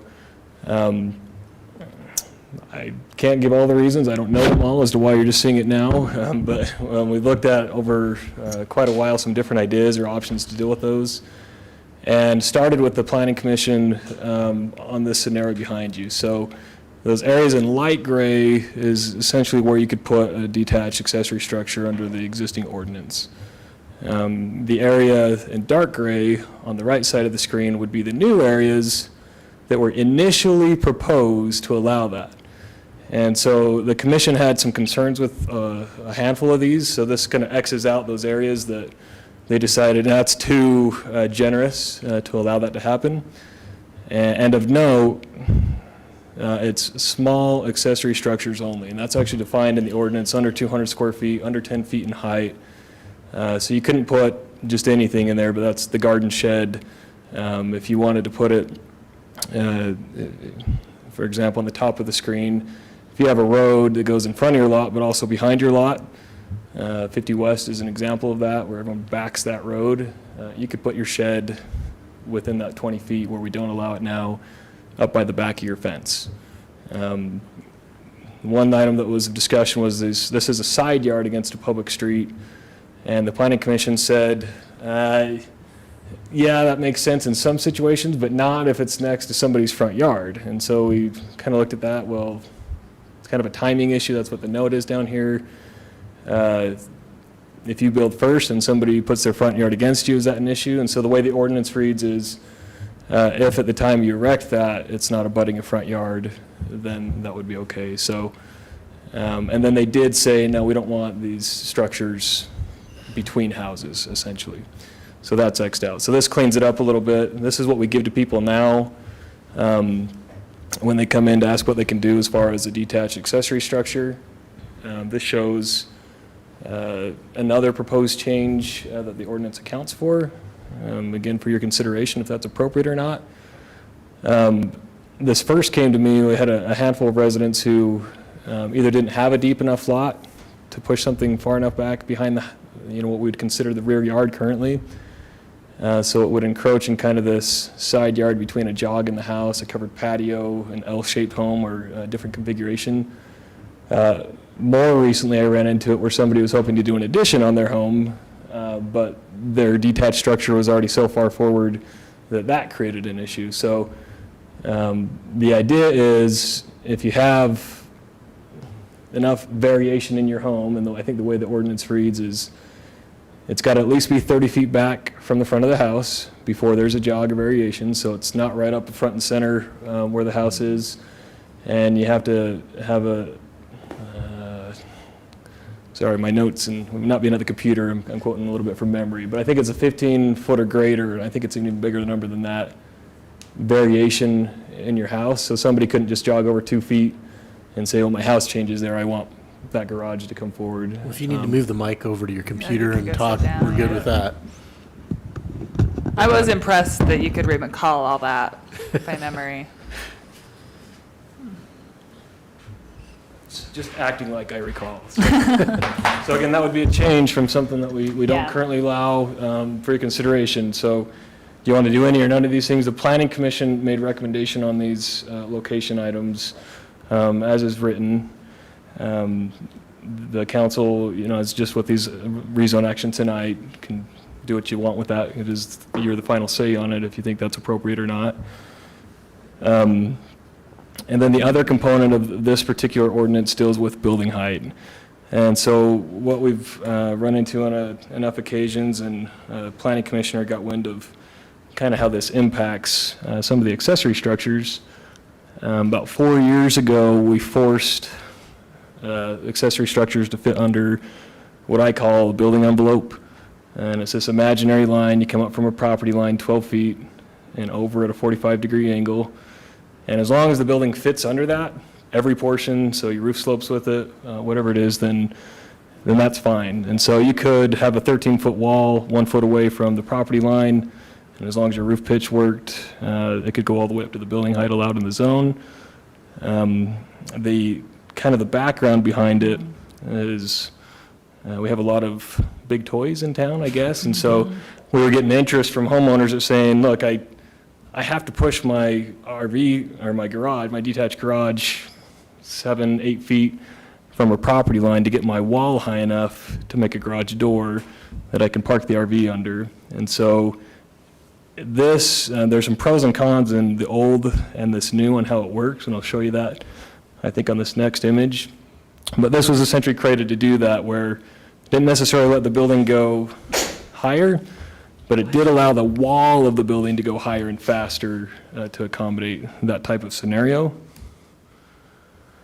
So here's the old rule, where it was within the first 5 feet from a property line, a building could be 15 feet in height. That's this measurement here.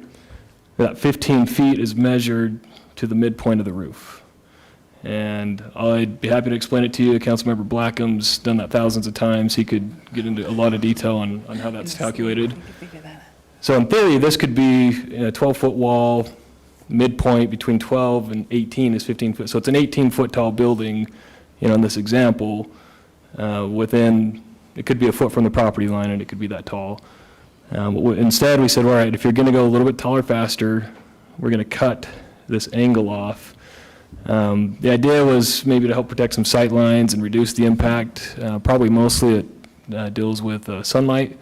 You still have the tall roof next to it because this building, as it's written, could continue to get taller as long as that roof pitch and slope works with that building envelope. So the kind of pros and cons of each, they each accommodate different things. You can see this 3D example down here. This building with the dark gray roof has a standard gable on the back, does not comply with the new rule. And yet this building here does. It's technically taller. It's the same as these dimensions over here. Just because of the way that roof But on the because side of the way is it's sloped. sloped. But the concern from the planning commission is why are we forcing people to change this gable? I don't think it makes a big enough impact. It's more usable. I don't know, I think if you were that neighbor standing on the property line looking at the two, you would much rather have the gable next to you than the hip roof. The rather hip than roof. The gable roof, For because. sure you would. Yeah, so. Are you saying that by changing this, it would require people that have existing, or would it grandfather existing structures? in? All everything existing met the rules at the time they were built, so this would be in a new building going forward. So I guess the question I have is, who's pushing this change? Because there was so many people pushing it to change to the way it is now because of the RV situation and all that. So I'm trying to figure out who's pushing this now to change it Well, back to the old way, basically. I mean, it was since I started council, when planning commission was starting to see people having this very concern that you're talking about. And they came back to look at it. Because literally, when it said you could have a building could not exceed 15 feet in height. Yeah. Within 5 feet, Yeah, you go buy a steel building with a flat roof and stick a 15-foot wall right next to the yeah. thing. So it actually, in reality, when they changed it, it made it more restrictive and less obtrusive, depending on the design, but yet allowed more flexibility to the person building the More detached flexibility garage. where they put it, Where- no. Yeah, but Yeah. it would allow more flexibility to the person trying to back the motor home in, Oh. or the big trailer with the air conditioner, when they only have a 10-foot side yard, and if you required them to jog it off 5 feet, they couldn't make the turn to put their stuff in their garage. And so the change was made because of all the complaints to accommodate that.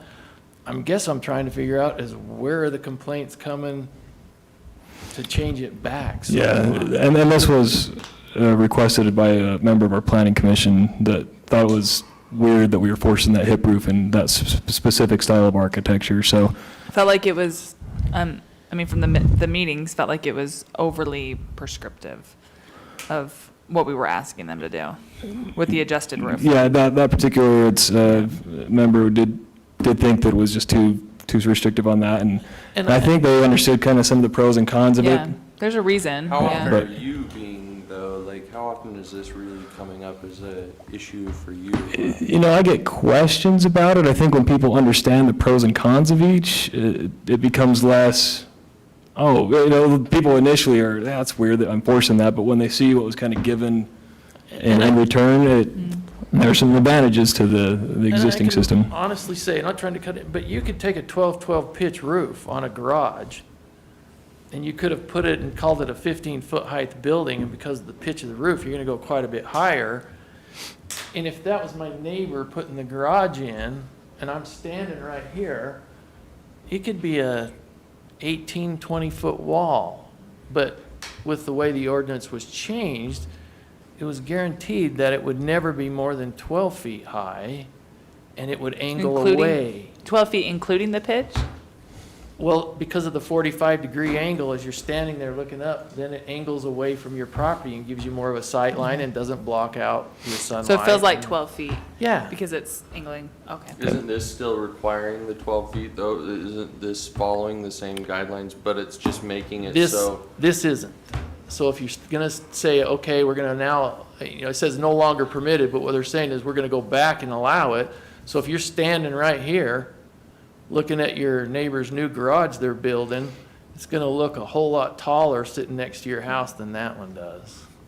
I thought this was trying to say that this is how it used to be, this is what we're changing it to. No, this Yes is and the way no. It is right now. This is the way it is right now? So we would be reverting back with one deviation in the proposal, and that is to start higher on this type I'm of gonna ask you measure. a real dumb question, Lyle. Yes.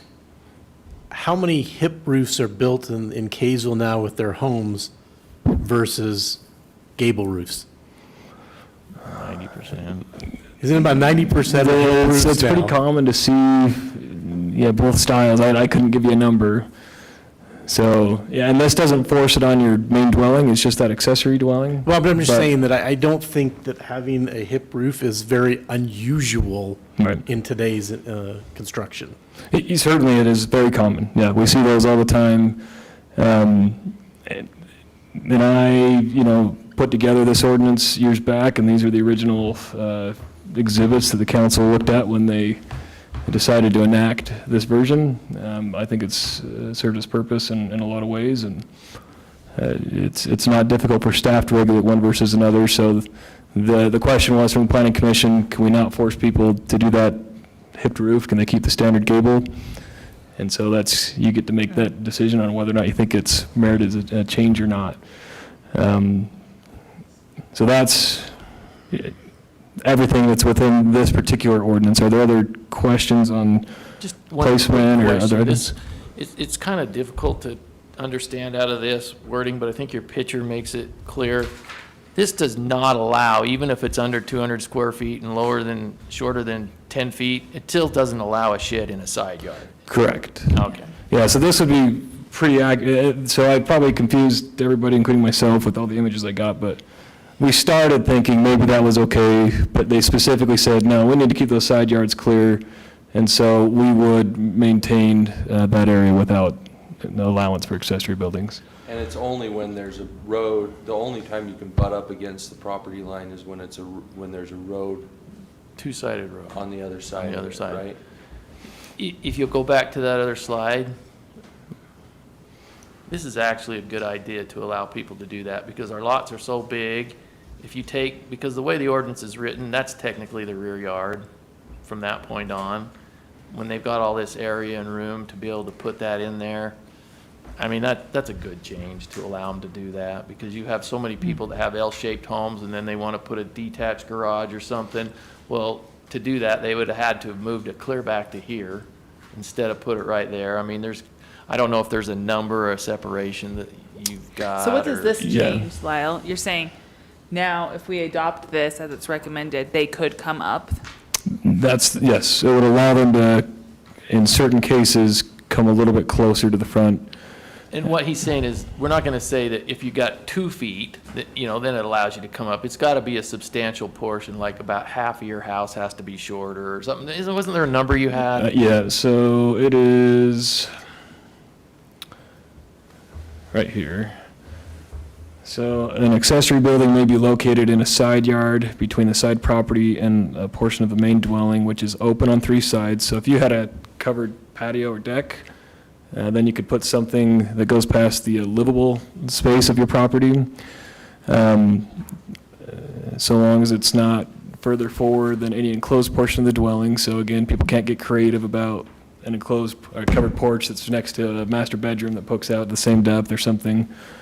And then, or maybe located in the side yard between the dwelling and a side lot line where the footprint of the dwelling narrows at least 15 feet, a minimum of 30 feet from the front. So that hopefully took out what Councilmember Black is referring to, just someone with a small architectural jog trying to cheat something forward.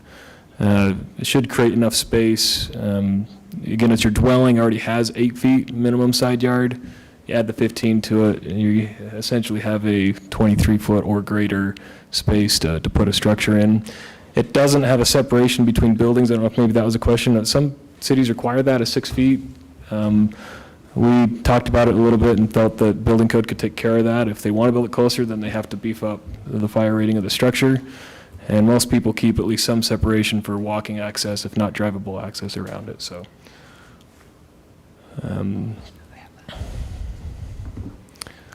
So what I'm hearing, I think, is many things in this are something that we'd consider in further detail, but maybe not the building height change from the council. So I would invite, if you know where you stand now, great, let us know.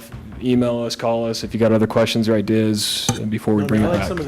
some of the other changes, but I'm not a fan of putting the gable next to the fence. I'm not, yeah, I think this would be something that I would say omit from the changes if I were to give my piece. Just the gable next to the fence? Just from a standpoint, if I was I standing, don't want that gable. Keep it as is. Yeah. Keep it as it is. yeah, keep this part definitely as it This is. part, I think the other part so far has sounded okay, but this part to me, I'm just trying to envision if I was standing there, like Mike said, I mean, that's like the, It's like a wall. like, It's big, oh, yeah. there's China's wall is next to me or whatever. I mean, if they had the side of the roof by the thing, you get that angle anyways. Right. It's not a hip, but it's the end of the building.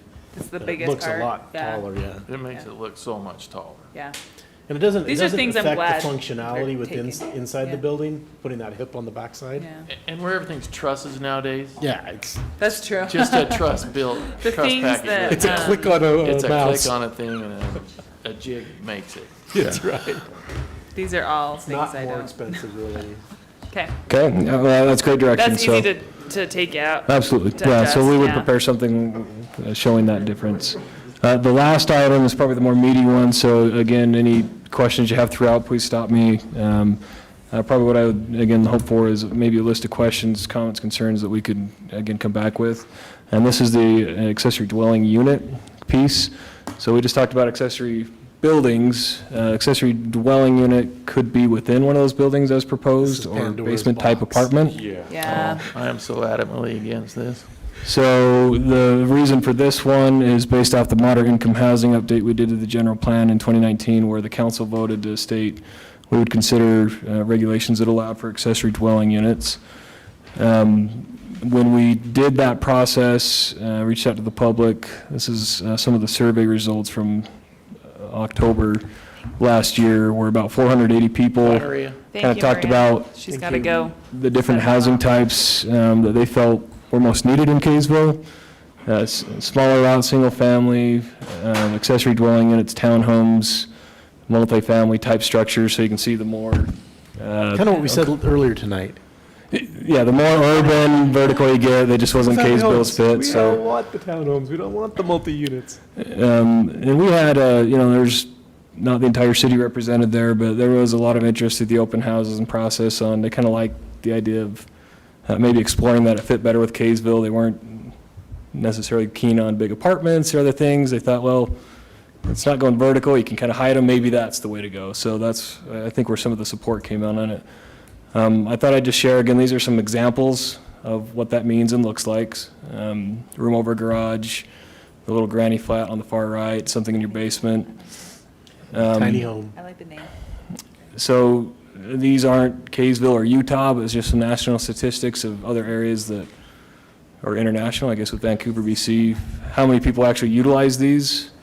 This is some more local numbers. This comes from a Utah League of Cities and Town, some data and presentation they gave a while back that I borrowed from. So you see here close at home, and Farmington City's not on there. We've reached out to them. They've allowed it for quite a while, and they have just under 100 was their estimation of these types of units around. So the perceived popularity, there'll certainly be some interest in it. How big it will get, here's some indicators. It could go much more than that if we open up the door in Kaysville. So who's living in them? Family members, 40%. They're renting them to just anybody who came looking for it. Otherwise, it's people they know, acquaintance or a friend that uses them. They tend to have less cars. They generally are smaller units, people that don't need as much. And then it's just kind of the sign of the times. I think Councilmember Lortz called them the returnees, or They're boomerangs or the basement Boomerang boomerangs. kids. Yeah. so we get a lot of calls about people interested in doing these in our office, and there are probably a variety of reasons. Most often it's, I've got the mother-in-law, aging parent, child that I need to account for long-term, and we want them to be a little more independent. Still need to keep them close. Currently, you could do that in Kaysville, and you could do it within your basement. It's a relation. So the difference on this would be that it would open it up to a separate structure on the property that would allow it. And it would also account for the basement apartment, and we would just be more formal. So it essentially double density in that. Good, exactly, It could. absolutely. Yep.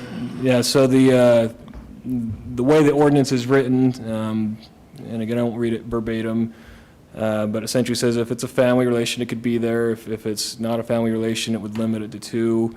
It has some provisions on, it stays under the same tax ID, so you're not subdividing the property. You're not adding extra utility stubs or connections. You'd be tying into those the way that's written. And it would have to meet building code for that residential unit, including separate HVAC system, fire separation, egress, any of those requirements. And How would you regulate that it's family? Like, who's going to be knocking doors? So we got to take your DNA. I mean, Yeah, but what he's saying though, don't get that confused. It's if like 2 high school or 2 college kids, it's 2. But if it's a family, you could have a wife, a husband and wife, and 10 kids. That's okay. that's my point. Yeah. It's like, how do you regulate something like that? Like, drop in, knock the door, be like, who's How many cars are parked Not there? gonna, we struggle with that now, so I mean, that's a great question, because practical. Yeah. you go, That's not, you do that, you knock We all the door, came show from me the Adam and family tree, and Well, I think. it's a challenge. Well, this brings up for me a whole different, I wrote it down because it was in the conversation about, having these 6 townhomes, and the concern that I hear again and again is about the rentals and how many homes are being converted to rentals in Kaysville. And I think the real concern isn't that they're a rental, it's that they generally are a non-present landlord. And so the homes tend to start declining in maintenance, in look. And I think, certainly an ADU would probably be less likely because you've got a It's landlord on your site. property, yeah.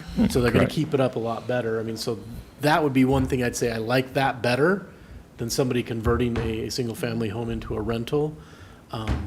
But it does, renters tend to have less roots to the community. And, that for Kaysville, that's where we just talked a lot about it, is, roots and connection to the community is huge here. So currently, if someone wanted to do an ADU, they go to the planning commission? So Then it comes currently, we don't allow them. So But you, would this just blanket allow anybody to do one? I mean, that's my, because, there might be the right scenario where it's like, this, if approved, if it's gone through the correct process, that would make sense to have, a garage with somebody above it in this area, right? But right now, we just don't even flat out So allow how it. come I've seen some around? I was gonna say, like, I'm sure they're out there. So again, if it's within the main dwelling, No, I've seen. that's fine, but on the detached, Apartments technically, we like don't allow it. So, there are many, I mean, yeah, we, but to your point, Mike, could you see a scenario in which an ADU would make sense? If it The only came time before for me body, an ADU would make sense is if you have an ailing mother-in-law or something like that, then do an addition to your home and let her move into it, okay? That's okay, that's a family member, Right. I mean, I will say, and Lyle and I talked about this today, obviously, this was a year ago when we brought up our general plan update, and we were given those options from SB 34. I'm not saying I love SB 34, I'm saying we were asked to do this, and we did. We didn't want to lose C Road funding, because that would be irresponsible. I don't think we would. Anyway, and that was one of the things, and it actually coincided with what we had heard at our public outreach, just like Lyle talked about. And so I think there is an area we need to look at this and say, how can it fit? I expressed this to Lyle earlier. This makes me really nervous to just totally take out the previous ordinance that says, no, these aren't ever allowed, and now, yes, they are. That seems like an irresponsible Well, 180. Let me finish. Okay. That does not seem like what we should be doing. But I also feel like there is a place for this. I think it was a commitment we made to update our general plan with. I think we look at how we do this the right way and how we accommodate, whether it's as a legislative, Lyle and I talked about the state's discretion. We can get to that point like a rezone. We could get there. I don't love that idea, but it's an option on the table. But I think it's worth considering Well, from my perspective. okay, if you look at the R1, a conditional use is a two-family dwelling. Yeah. Okay, so there's already provisions for people to do that. And I'll go through my list, because So I am adamantly against Oh, it. and this is why we have work items. Right, This is why we and talk, that's but why- my question to that is, so a conditional use is a two-family dwelling, they would just, you're saying, accommodate your need within your existing dwelling. Don't build an Yes. accessory one. That's correct. Keep it right there. So if they want an apartment, under our current ordinance, it says under conditional use, it says two-family dwellings, not more than two duplexes, 4 units may be allowed within 500 feet of any. So there's provisions here to allow people to do To do an addition to their existing dwelling. Yeah, to their existing dwelling. Yeah. Separate their basement from their Yeah, house. I knew that, yeah. So they can do that. And we see so- people do that quite often. So anyway, as well. I'm going to go through these. Yes, I got please. 7 things, and I just put accessory dwelling unit. Call it what you like, it's another single-family dwelling. Because a dwelling unit has a definition of a living space where you can cook, eat, and sleep. And that's exactly what it is. It's a dwelling unit. It's absolutely another single-family dwelling. What are the impacts? I don't know. Water. I really don't know what those impacts would be, and I'd certainly want to know that before we approved anything. Power. Every one of these, anytime you have a dwelling unit, it's required to have a minimum of 100 amp service. Our system's designed basically for the houses that are there. To go in and arbitrarily add 100 amps to every one of those is going to take some changes in the infrastructure. Those transformers weren't designed to have 300 amps on all of those houses in there. Now let's talk about sewer. Okay, so even a bare minimum ADU is going to require a minimum of 13 fixture units. That's 1 toilet, 1 tub, 1 washer, kitchen sink, and it's going to be 13 fixture units. A residential equivalent is 20 fixture units. So if you had a 2-bedroom and put an extra bathroom in, say, a master bedroom type thing, that's a residential equivalent of anybody's house. Now, think about your houses. How many of you only have 2 toilets in your house? Okay, so you've already exceeded way past a residential. Think of all the discussions we just had about sewer. And now to arbitrarily just say, we're going to add another single-family dwelling and impact. Impact fees. If you were to put this on a lot in Kaysville, on any other lot in Kaysville, you'd pay over $10,000 in impact fees. Are you just going to let them, the impacts are pretty much the same. It's another single-family dwelling. Are you not going to charge any impact fees? And we don't have the authority to not charge impact fees for the sewer district. We can't just arbitrarily. And then property taxes. Will the city collect additional property taxes equivalent to a single-family dwelling? Because you're going to have to provide police, fire, all of your services the same. So are you going to take an increase? Are we going to get that equivalent? And then zoning and density. We have just recently gone through 2 flag lot developments that had all the neighbors involved who were very concerned with the impacts on their subdivisions, parking, noise, congestion. So this has the potential to double the density in area or zone without going through a rezone other than a conditional use from the Planning Commission. And we all know that if you meet the conditions of a conditional use, you can't deny it. Administrative.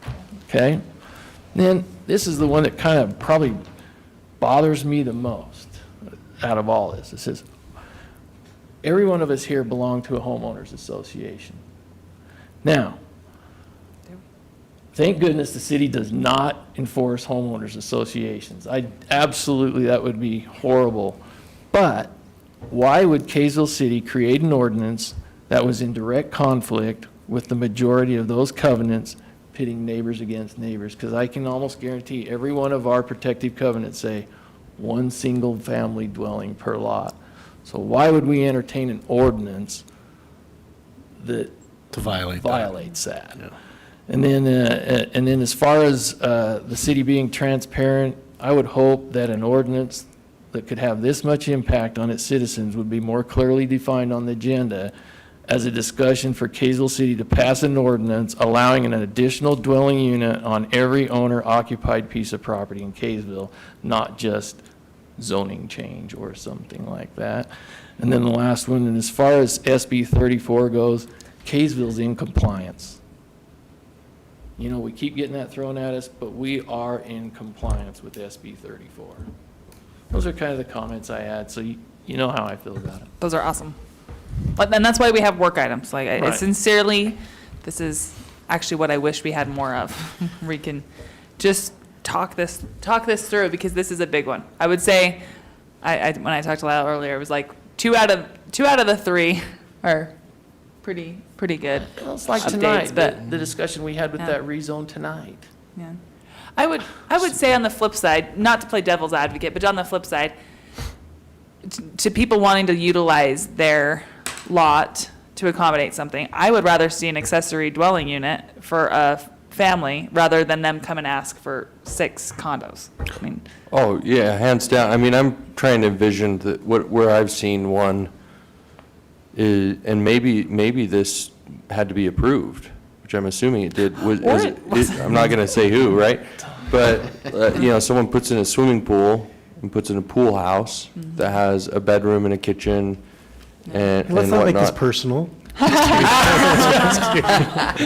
I didn't know. I you didn't had- think about that. I didn't even think about, but I don't know. Like, I mean, in that It's not. situation, is that considered an accessory dwelling? Would they have had to have gotten a permit for someone to live in there? So are those, I mean, I know those structures were approved by city. They weren't. I can probably guarantee you that they weren't. maybe they didn't have the full details of They what may was be going being in. used that way, but Yeah. there is nothing. If a person comes in and they want to apply for a building permit to put a family room and a kitchen above a garage so that they can have a party with their family or whatever, you can't stop that. That's okay. They can do that. It's when they turn it into another dwelling unit, they become a violation.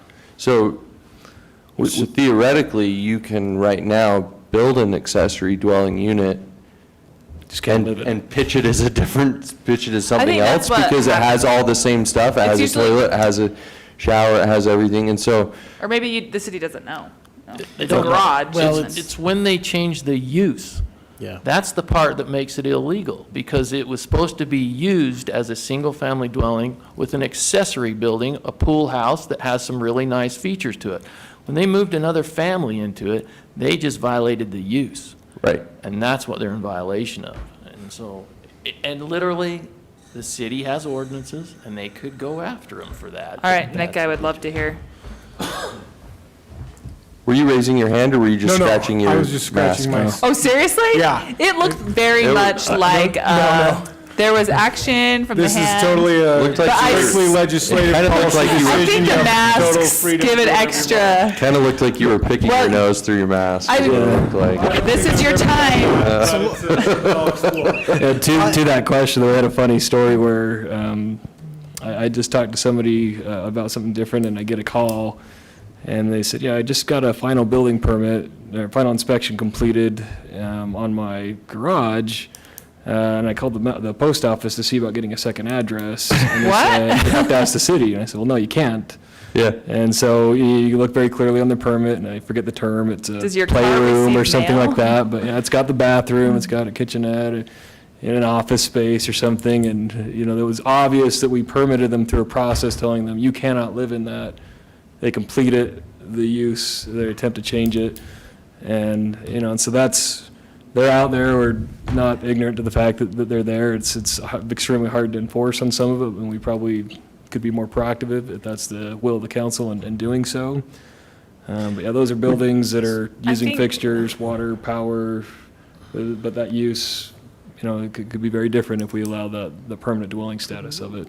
Which with I think accessory dwelling. it happens, but typically I would assume that when people do that, like you said, they're probably the mother-in-law, the somebody, because you've got to be relying on a lot of things. They don't get mail, they don't get, Right. you know what I mean? Like, you're sharing utilities with them. Like, obviously, you've got to be careful, because if neighbors start seeing these people having parties and stuff, they're going to start reporting it. And so I think, I mean, to Mike's point, I think leaving it the way it is, it still ends up happening, but at least we're not saying it's okay to carte blanche do Yeah. this. I think, Lyle, from my perspective, if there's a way for us to proceed cautiously, I would rather do that than to open the gates and say, well, let's just hope that it's only going to be 1% or less that impact to the city. Right.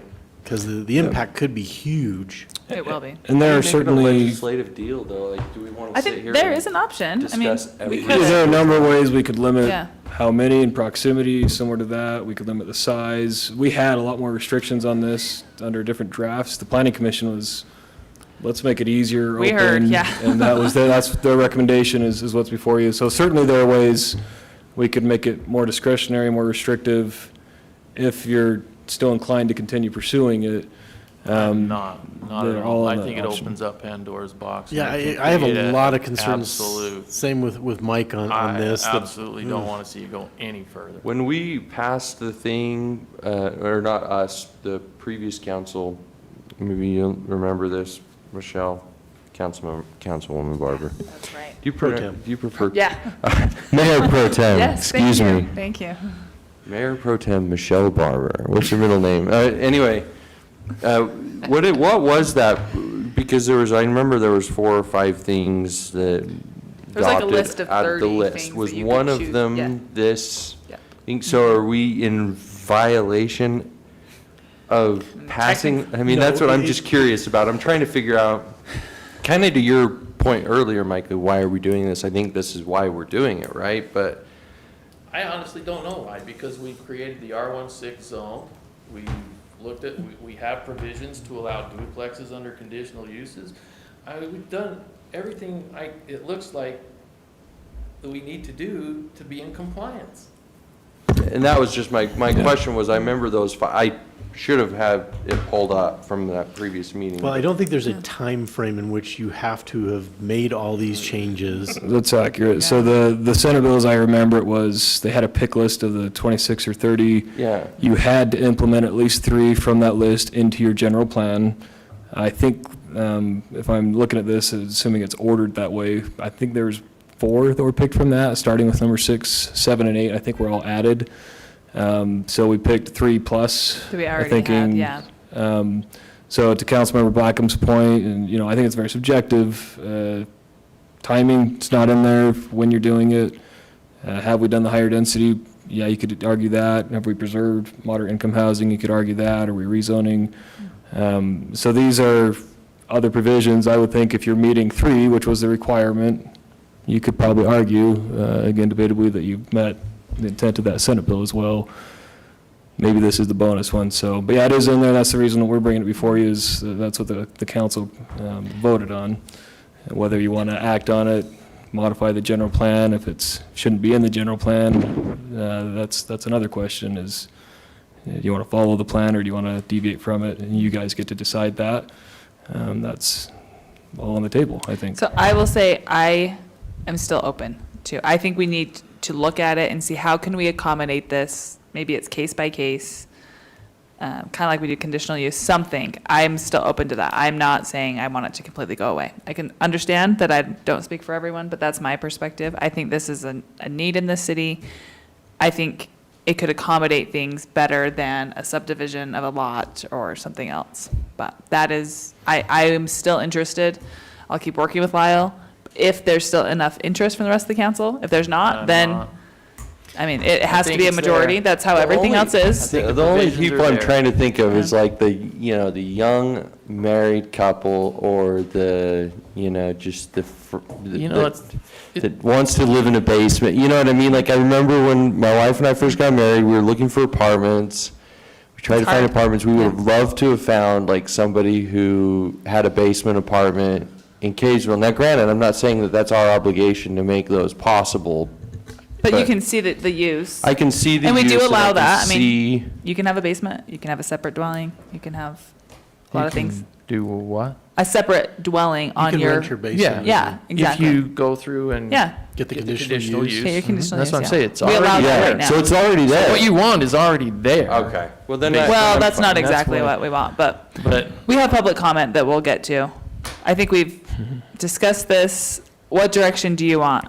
You're seeing that there's a differing What I would maybe perspective. encourage is, some of the comments with this, listen to that. If you wanted to reach out to us as staff Yeah. with additional questions, I think we can look into, I think the infrastructure ones, water, power, sewer, et cetera, at least come back with some answers on that. If you want to, as another work item before you take it to The impact action. fee, I already know the answer to that, but it's a really valid one, really, really valid, because impact fees are to accommodate more people in your city, and if you're not getting those.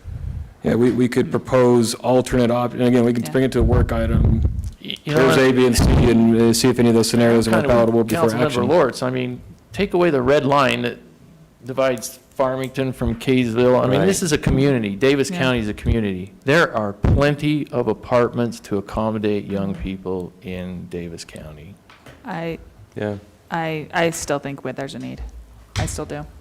What about bringing it back as an additional work item? I'm sure that the changes already, or the pitch on that roof thing, that So would there's change. 3 different ones, so I guess we get to go through all three. Yeah, we'd be looking at the other two ready. I think I've got pretty clear direction on the other On the first two, two. I think. I think the third one is not ready for an action So item. we could take those to action with the changes. This one, we can come back as a work item. I would hope it wouldn't come back as an action item. There are so many issues that need. That's what I'm saying. I mean, I'm so- happy to have it come back as a work item. I don't want it to die, personally. I think it's here for a reason, because we've been hearing from the community that residents want it. Maybe we need to do a better job of showing that the survey data, what's coming back from the general plan, and that is our job. For me, I That think is our job. It's a lot more about, if we're going to do accessory dwelling units, I think we have to have very good rules around when, how, and. Yeah, Super exactly, strict. It'd exactly. have to be super, But that's why we super keep this strict. going. We don't just tell it to go away, because what if I it, still can't understand why we would want to have an ordinance that violates everybody's protected covenant.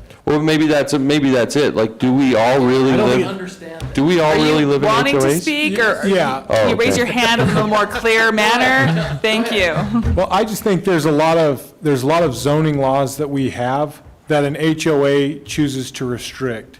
And we shouldn't follow the lead of the HOA to say, HOAs aren't allowing this, therefore we'll follow their lead. I think. Because we don't do that any other time. Right, ever. exactly. Now, you might live in a neighborhood that says, as part of our HOA, absolutely no accessory dwelling unit. Cool. That's maybe one of the reasons why you buy in that neighborhood. But maybe you also think, well, I actually don't want to buy in that neighborhood because I have an ailing mother-in-law, and I love her, but I can't have her that close in the basement or whatever, right? So, I mean, I think accessory dwelling units do serve a unique purpose, and if we limited them to specific circumstances, they could serve a good function in the community. Obviously, it's a policy decision that will take your direction from, but it seems odd to me to say an HOA doesn't allow it, therefore we shouldn't allow it. Well, no, I'm not saying that, Nick, I'm just saying, if we made an ordinance to allow that, we would knowingly know that it's probably in direct conflict with every subdivision, because I don't know if you've read your homeowners, I asked you to go home and read it, yours might not, yours is a single lot subdivision. I am on my own. All right, but you look, it'll say, one single family dwelling per lot. Right. Well, and I think you make a really valid point that you involve neighbors that just are It's affected, just neighbors pitting against neighbors. pitting against It neighbors. will And I have a think huge that- effect. And so, like. There's no doubt of that. Unless No you doubt. could figure out some way to make it so, which I don't know if there is a way. There is. That's what I'm saying. Like, we are a legislative body. We can make this work however we want it to. Like, we can be creative. We can put in restrictions. That's how the conditional use for duplexes started. I'm sure it was, we don't want those ever. Oh, actually, there is a use for it. So let's decide how many there can be within a certain area or something. It doesn't have to be black and white, in my opinion. And I respect different opinions, I really do. But I've been hearing this for 3 years. Like, this is something that we have a need for in the city. It's different. I don't want it on every single yard. So I don't have the perfect answer, but I'm not willing to just say, no, never. The hard thing I'm trying to find out is, I guess I'm not around the same people you guys are around, obviously, because I have never once had anybody in this city, other than an email from somebody, one person, say, when are you going to allow us to do accessory dwelling units? Of all the people I talk to, I work with, I've been around, I've never had anybody, so I don't know who these people are. Like, this is a good example, and I think we'll hear another one this evening, but I think it's a really good example is a family, they actually live in a different city, so they're applying, not in our city. But I think the need is very the same. They have a severely autistic son, and he's always lived with them, but he's now an adult, and he's kind of functioning, kind of independent, but not quite. And so they actually moved so that they could go to a house where they built a garage where he lives above it. So he's independent, but he's really close. He couldn't go live on his own. And I thought that was a really valid use because he didn't want to be part of the house anymore, but he needed that because his therapists were saying he needs a little space from mom, but not too much space from mom, and it worked out really well for them. It's not in our city. I just think it's a very good example of how these can benefit people. If you drive down Sunset Drive, about 1500 south, you're gonna see a house that looks like a duplex. It's got a house on this side, a garage, and the mother-in-law lives on the other side. That's how it was built. So the house- That's a single-family dwelling. Yeah. Because she's a blood-related mother-in-law. They built this Well, they built house, it though. the They built garage. it, so Yeah. not everyone can go build a house to accommodate their exact needs. A lot of their needs happen after you've established I somewhere. understand that, but you gotta realize too, if you do approve these, there I- are I certain get that. requirements that say you gotta have completely separate air environments. Yeah. You gotta be able to have a 1-hour fire separation between them, have to have completely separate entrances. I mean, there's all kinds of things that have to go into that probably make it a little bit different than a single-family dwelling. Okay. So Shane, give me, what I'm saying, and maybe, what I'm saying is, maybe not in 2 weeks, but at some point, let's bring this back. Let's keep working on it. That's what I would like to see. I realize I'm not the only. Okay. We're not ready for action. That's what I'm gathering. That would be my direction, but I'm open to, okay. So the first 2 can come back to action as soon as you're ready. The third one, we'll keep working on. And I think something as big as this, and like Councilmember Blackham said, I think it does warrant a lot, and maybe I've just been privy to a lot more of the public outreach on this item. I mean, I went to how many open houses last year where we had people indicate what they wanted, and it really surprised me how much that came. So maybe Lyle, if you could prepare that and bring it back, bring back the. And I think a few weeks is general plan. appropriate. We've Yeah. already started kind of engaging to talk to look at the water model and how that might impact it, and that can take some time, Yeah, so.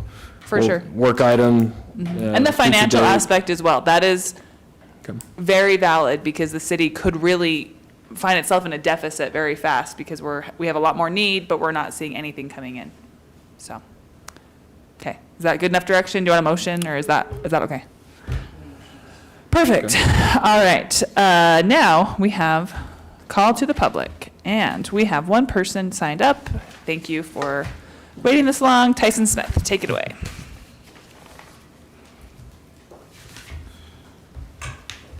Thank you very much.